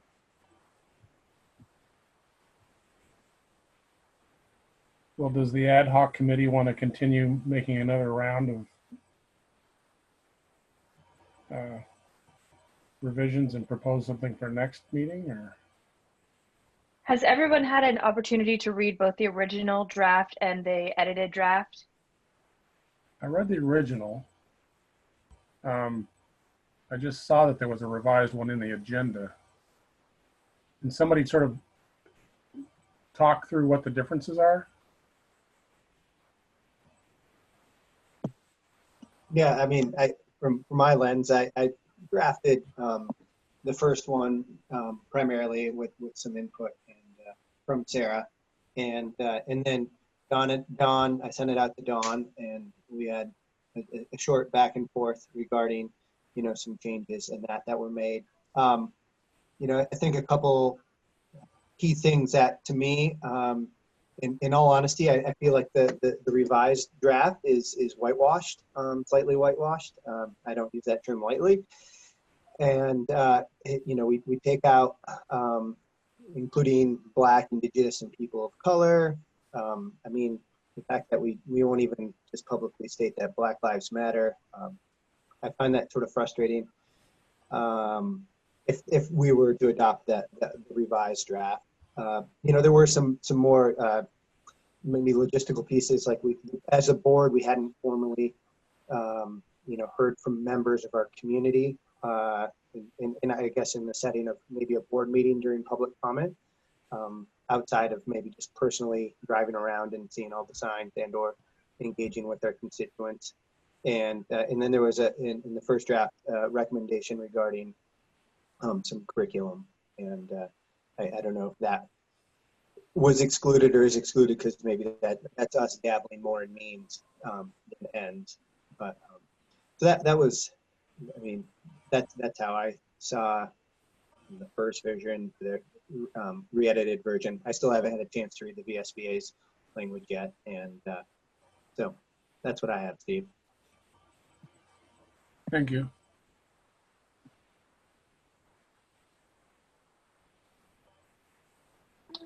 I'm curious if we can open it up, if people want to have this discussion now in the agenda of why the sentence in humble terms, Black Lives Matter, was omitted from the original draft.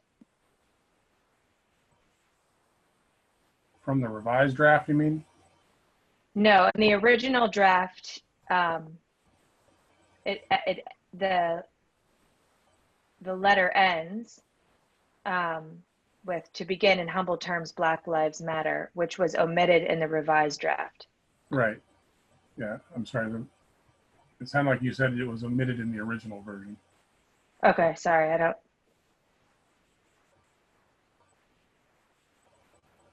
I was wondering that same thing.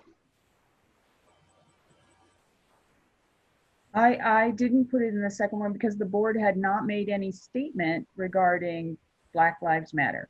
And just as the board had not received any comment in public session, which is the only time when we act as a board is in public session. So if the board did not, I went back and listened to the tape that we talked about systematic racism and injustice, but the board did not give any, they said write it, but they didn't give any, they didn't say anything about those specific things.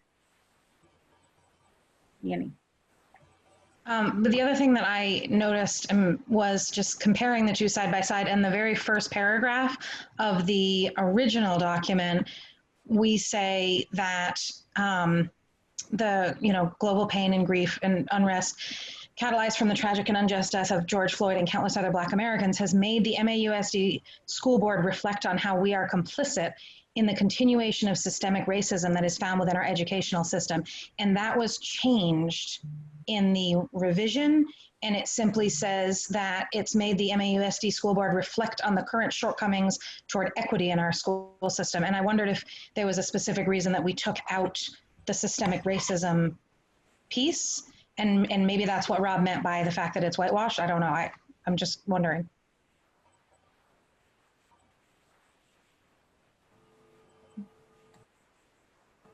Patrick?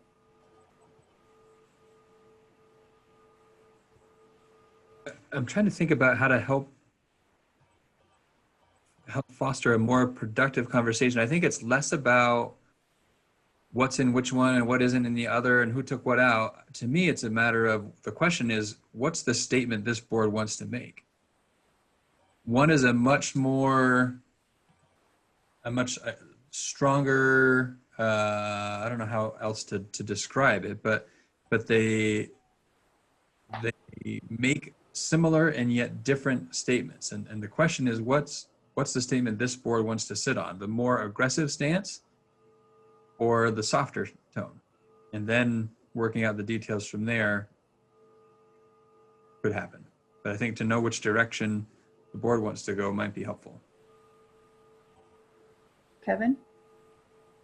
I've been thinking about this since we last discussed moving forward or something, and not having read anything until just recently in preparation for tonight's meeting. But I think that we should, as a board, look at policy in the sense of what is right and what is just, and not necessarily go down a bunch of rabbit holes about us and them and that sort of thing.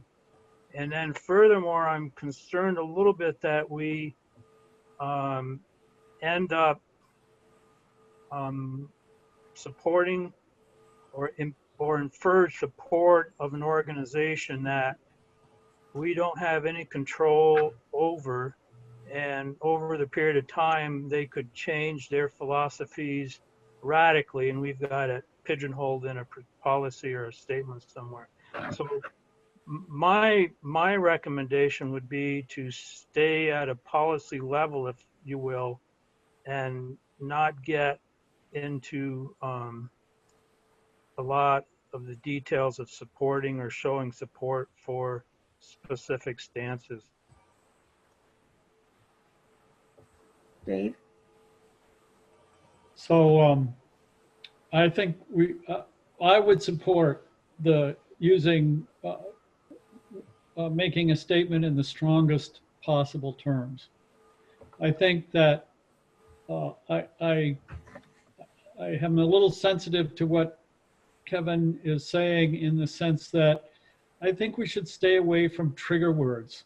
There's a brouhaha going on in Bristol on Front Porch Forum on whether the leaders of the Black Lives Matter movement are Marxist or not. And it reminds me a little of Stokely Carmichael and Malcolm X when I was a young person, you know, of trying to blame the Black people for their own demise.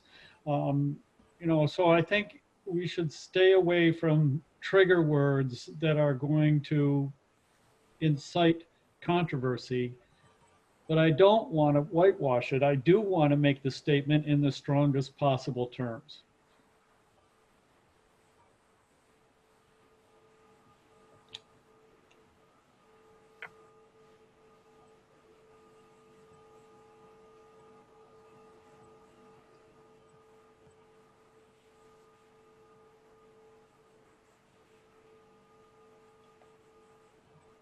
Krista?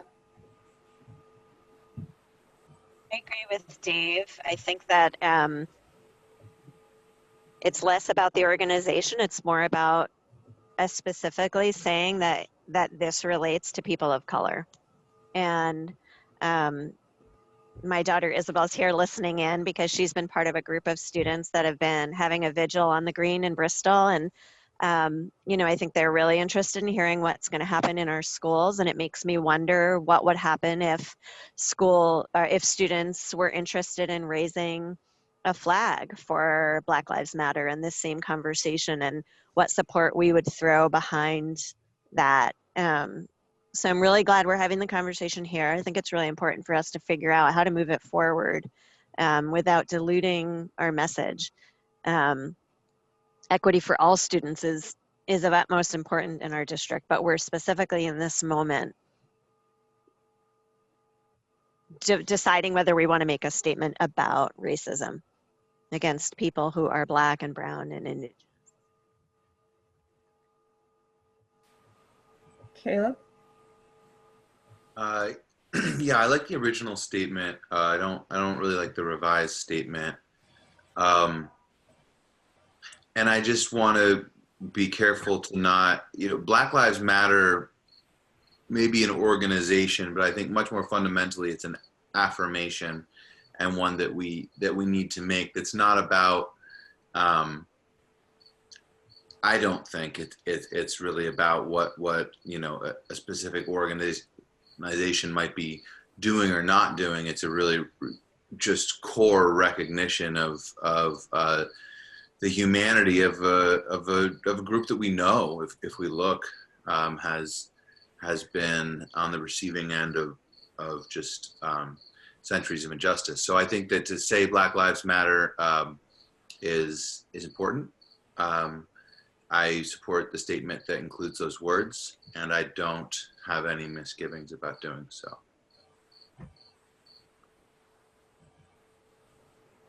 Could we do it in lowercase letters, not capital letters? Would that make a difference?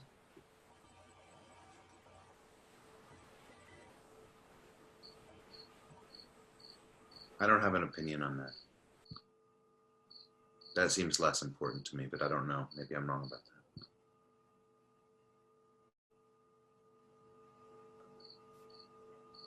that. I think we either say Black Lives Matter or we don't, and the various punctuation or capitalization isn't important. But I don't think we need to shy away from that in the sense that, well, there's a Black Lives Matter organization and they may take a political position that we find untenable. For me, should that happen, I think it's such a multifaceted organization. I don't know that that's likely, but even if it was, I don't think that the statement is the statement, those words just have basic English language meaning.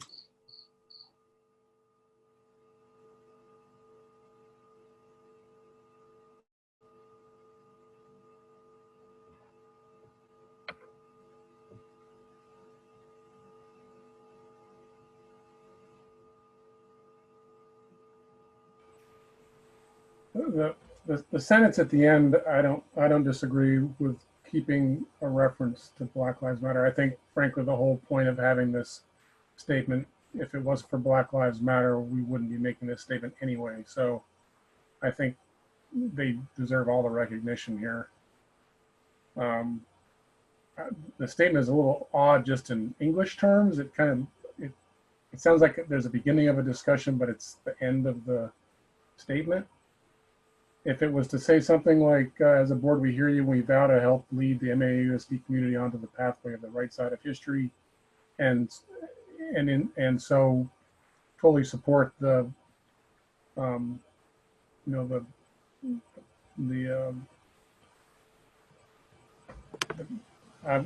fighting for the word, the intent behind the Black Lives Matter movement or something,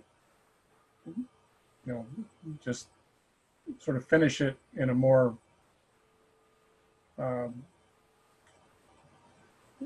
sort of a wrap it up kind of English fashion, rather than the statement just is a little odd at the end. But I have no issue with a full recognition of the movement that really basically brought this to our, to the forefront.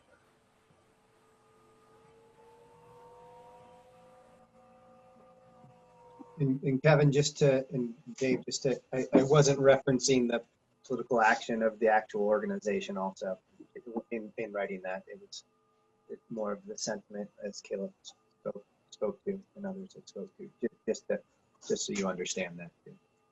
Yeah, and I'm just saying that's the only thing about it that I have a hard time with is just it's just the way that it ends. That's all. So, and that's just a grammatical thing more than anything.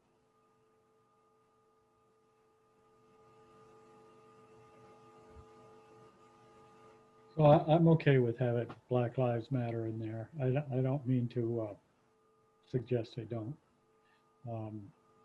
I just want to make sure that we make the statement in the strongest possible means.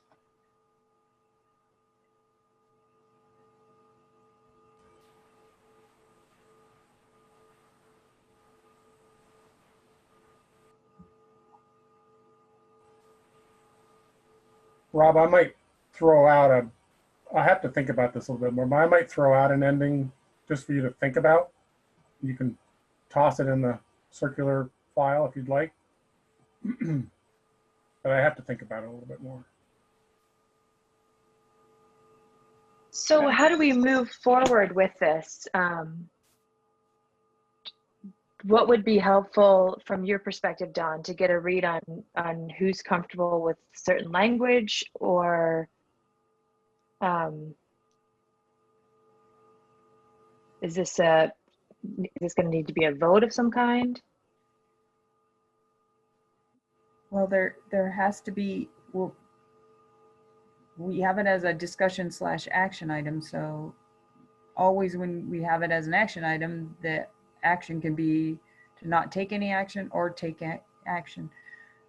It seems like, well, Steve needs time to think through. I don't know if anybody else is feeling they need time to think through. Andrew, we didn't really hear from you, or Liz. And I don't know if you want to add anything or if you need time to think through.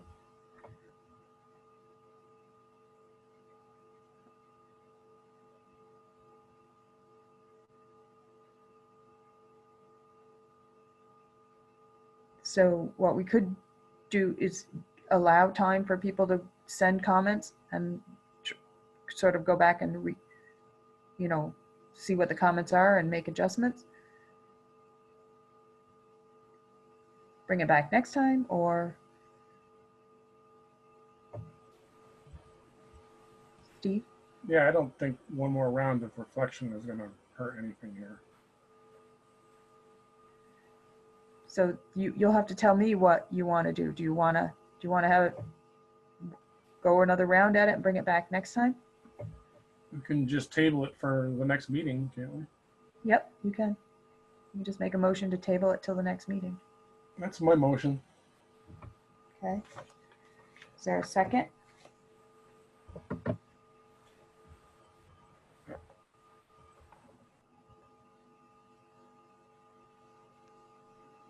Oh, Dave, I think you're muted. I can't tell. I'll second it. Okay.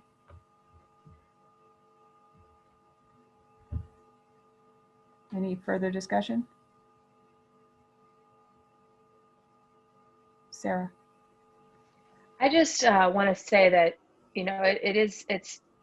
I see us coming together, and it's good to have this discussion. It is a little disheartening that, that this conversation has been ever present in our country for months now. And we still need to toss it around. I mean, I understand we want to get the wording right, and I respect the process, but it's a little disheartening that that we're going to just sit on it again for another month as if it weren't. I think it's of utmost importance to send a message to our community of where this board is, especially in this time, especially given our conversations that we've been having tonight about the importance of this body as the informed body that was representing our owners. So I just need to say that. Annie? Yep, you're muted. I just want to say that I agree with Sarah 100%, and it's exactly what I was thinking. I just didn't know how to say it.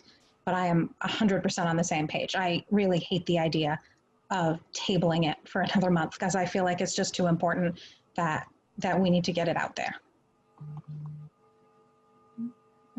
Hannah, do you have your hand up?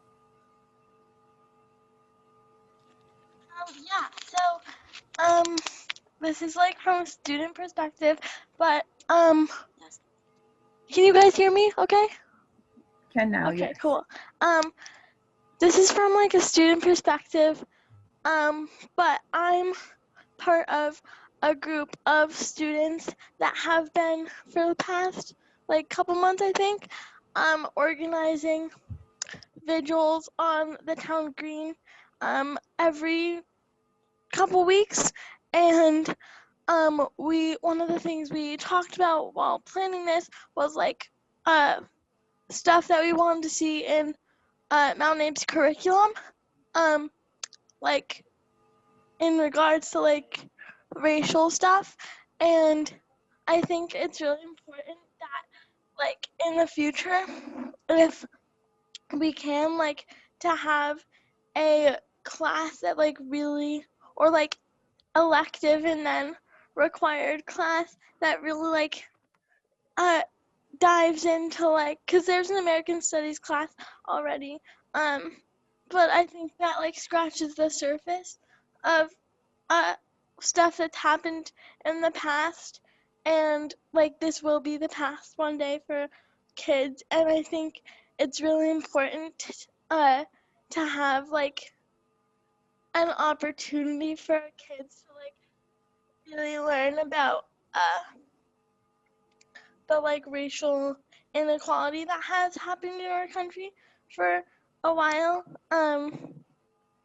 I also think like that it would be nice to like integrate more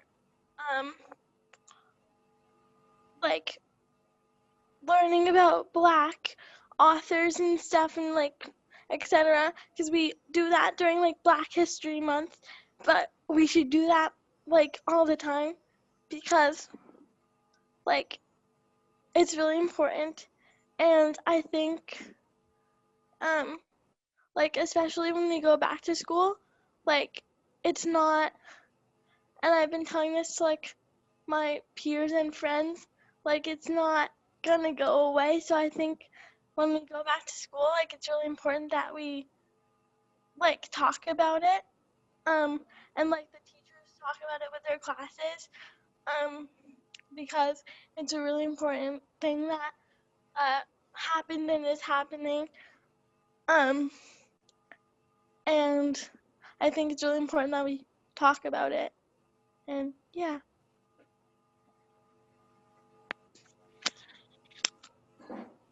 Thank you, Hannah.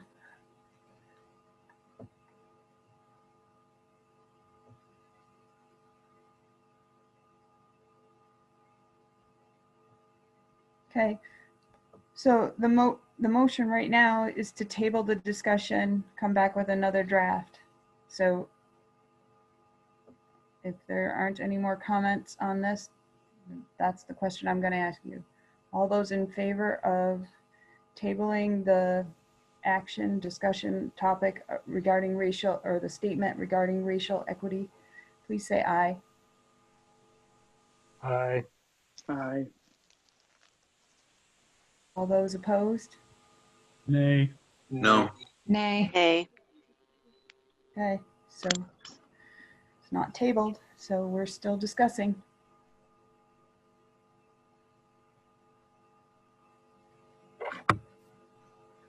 I move we go with the first draft of the letter. I second that. And I'd like to just, if I may, open up the discussion saying maybe we could authorize some additional wordsmithing, but with some core principles of the message. I don't want to overthink this, but if there's I also don't want to force a level of specificity that, you know, if there, I don't know. To me, anyway, that's just it. But I still second it. That's my question.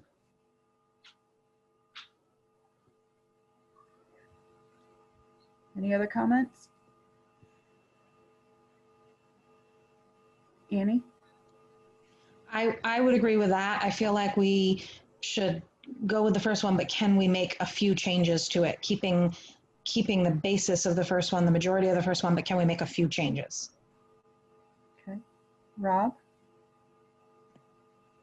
Yeah, you know, I'll gladly take anyone's feedback and add it in and compile it. And yeah, and I also agree. We shouldn't wait another month. I mean, this has been 2 months now, and like feeling like we're getting feedback when we're writing. I don't know. So, Steve? Yeah, so I mean, the only reason I was talking about tabling it was simply to give people time to give somebody feedback, and then we can't really do anything with it until we meet again, right? It's just a procedural thing. It's not really putting it off for any emotional reason. It's just, how do we execute changes to the document? Do we just send them to Rob and he issues it as a public statement without the board acting on it the second time? I mean, that's really just all it's about. Dave? What about having a special meeting 1 week from tonight for the sole purpose? The only piece on the agenda will be to discuss this letter. We should be able to dispose of it in a half an hour. You know, this is important stuff. And I think we have a responsibility to get it right. So Rob and Sarah and Steve and whoever else wants to have input, get a draft done, and we'll consider it a week from tonight at 6 o'clock.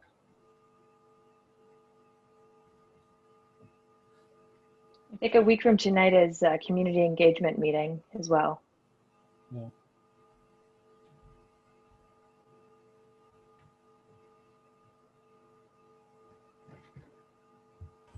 Well, that might be a good excuse for everybody to show up at that meeting.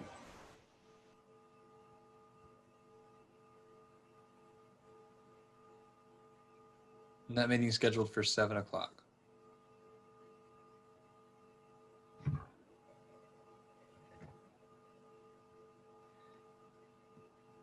Good, it gives us an hour to work on it.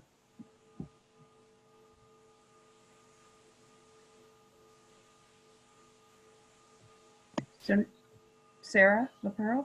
Is it mostly just the last line that like really what I'm just, from what I've been listening to, it seems like a lot of it comes down to the last line. Well, and there is that sentence about we've heard from community members that really we haven't heard from community members the only time we act as a board. So that could raise some concern if people go back and look and say, nobody ever said anything at a meeting. What are they talking about?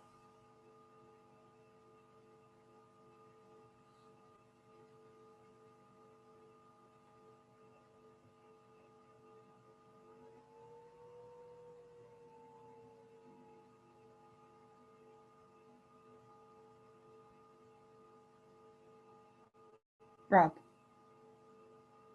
As far as the timeline, I can, if people get stuff to me sooner than later, I have plenty of time between now and next Tuesday during my daughter's naps to fill in the edits or the omissions or whatever needs to happen. So according to our process, though, we got to run it through me so that there isn't some sort of action on the backside happening where things are happening around. So if people send me the feedback, I will send it directly to Rob.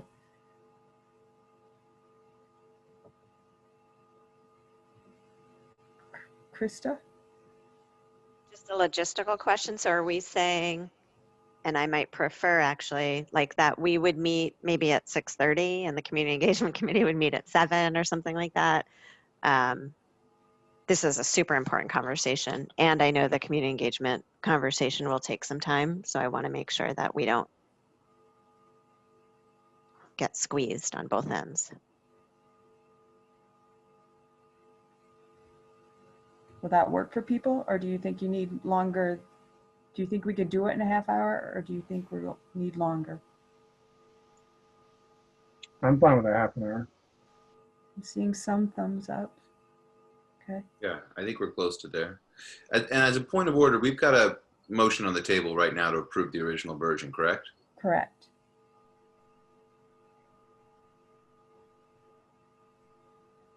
You want to vote on that now? If the maker of that motion wants to withdraw their motion, I'll withdraw my second. Dave, I think you made the motion and I seconded it. So that would be make the good. motion, Dave. All right, I'll withdraw my motion.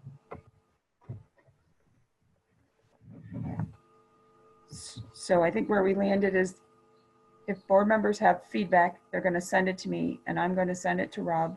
We will meet 1 week from tonight before the community engagement meeting at 6:30 with a final draft to approve. That will be the one item on our agenda.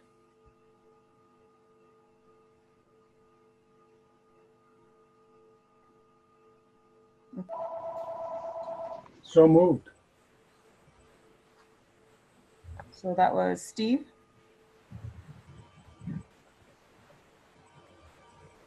Is there a second so we're clear? Yeah, I second, Caleb. Okay. All right. Any other discussion?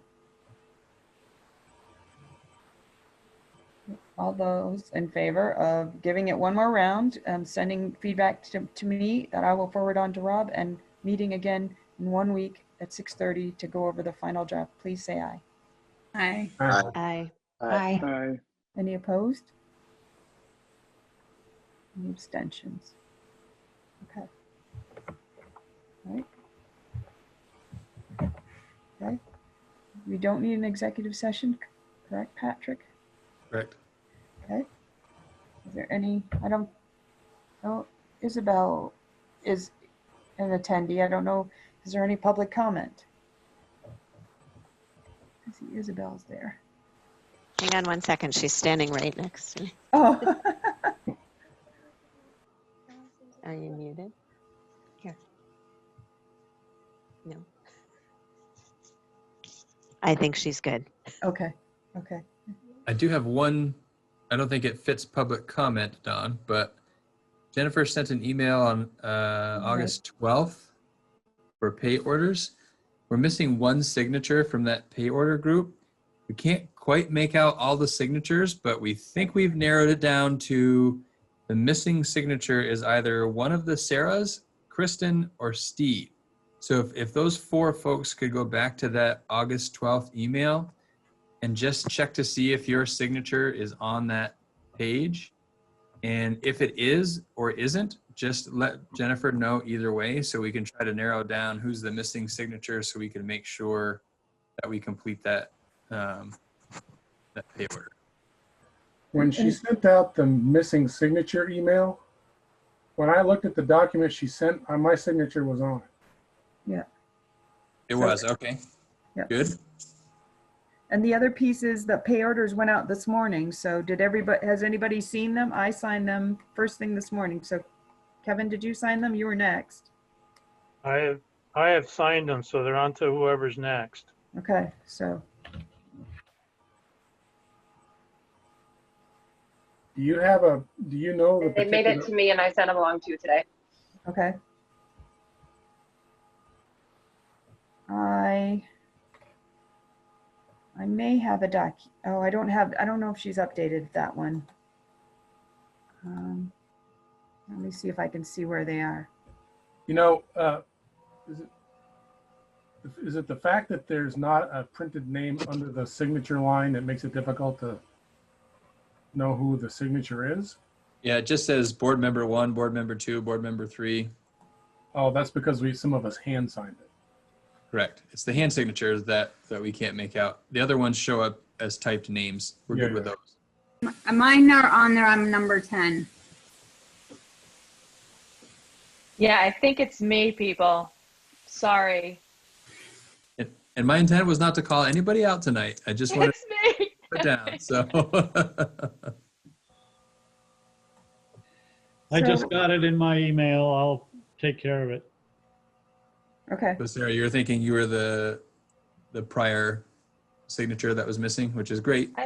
Yeah, I mean, I'm pretty illegible, but I don't see that. I don't see my signature. Okay.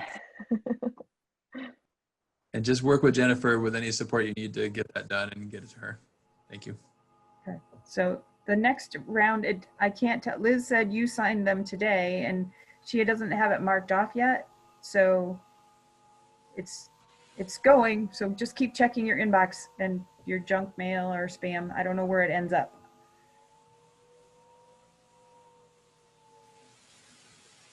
Okay. Like I said, it just arrived in my email box at 5:30. Okay. All right. So as soon as you sign, it'll go on to the next one. Does anybody have the meeting evaluation up?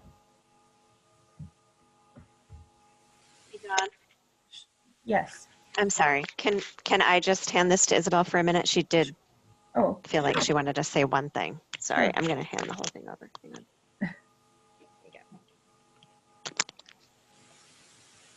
Hi. Back to talking about this statement. And I know it's going to be discussed. Make sure they can hear you. Can you guys hear me? You're a little I know quiet. it's going to be discussed at a later meeting, but I just wanted to give feedback on what I thought when I read it, and that was about like the revised version, not specifically like really including or specifically talking about students of color or saying that like outright. I can't hear. Can't hear. I think that the first or the revised draft kind of like skirted around saying anything specifically about students of color or black students, and it instead just said we want equity for all students. So I think it's important that we specifically address that, like these issues are affecting specifically students of color, and I think it's important to say that and not like just kind of, I guess, whitewash it.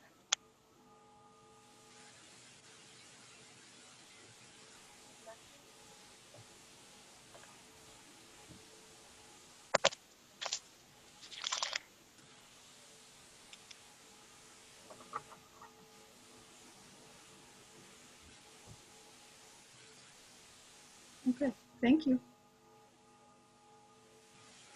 Did somebody have up the meeting evaluation? I have it open. Thank you, Andrew.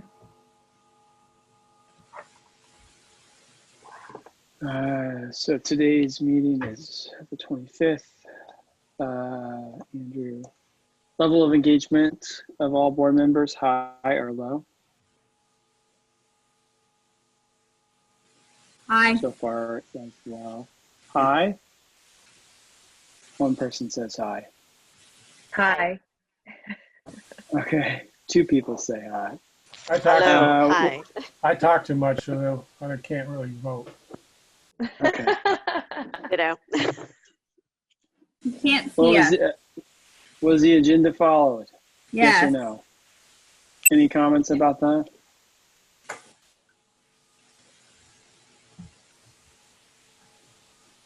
Okay, no comments. Does the chair effectively establish the agenda and materials for Yes. distribution to the board? Yes. Comments? Absolutely. Yes. What'd you say, Steve? Yes. Absolutely. Okay.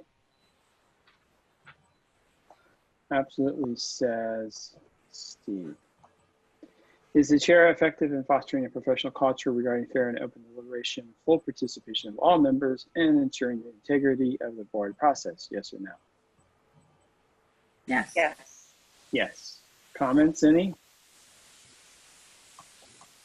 No comments. Other feedback for the chair? No feedback. What went well with the meeting?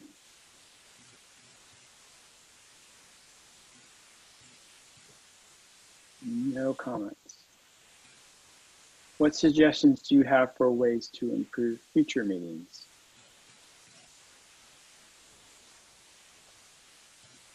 Okay, no comments. All right, I'll click done. All right, there we go. Thank you. All right. Just need a motion to adjourn at 8:41. So moved, Sarah McLean. I'll second Andrew. All those in favor of adjourning at 8:41, please say aye. Aye. Aye. Any Aye. opposed? Any abstentions? Okay, thank you. Thank you. Good night, everyone. Bye, everyone.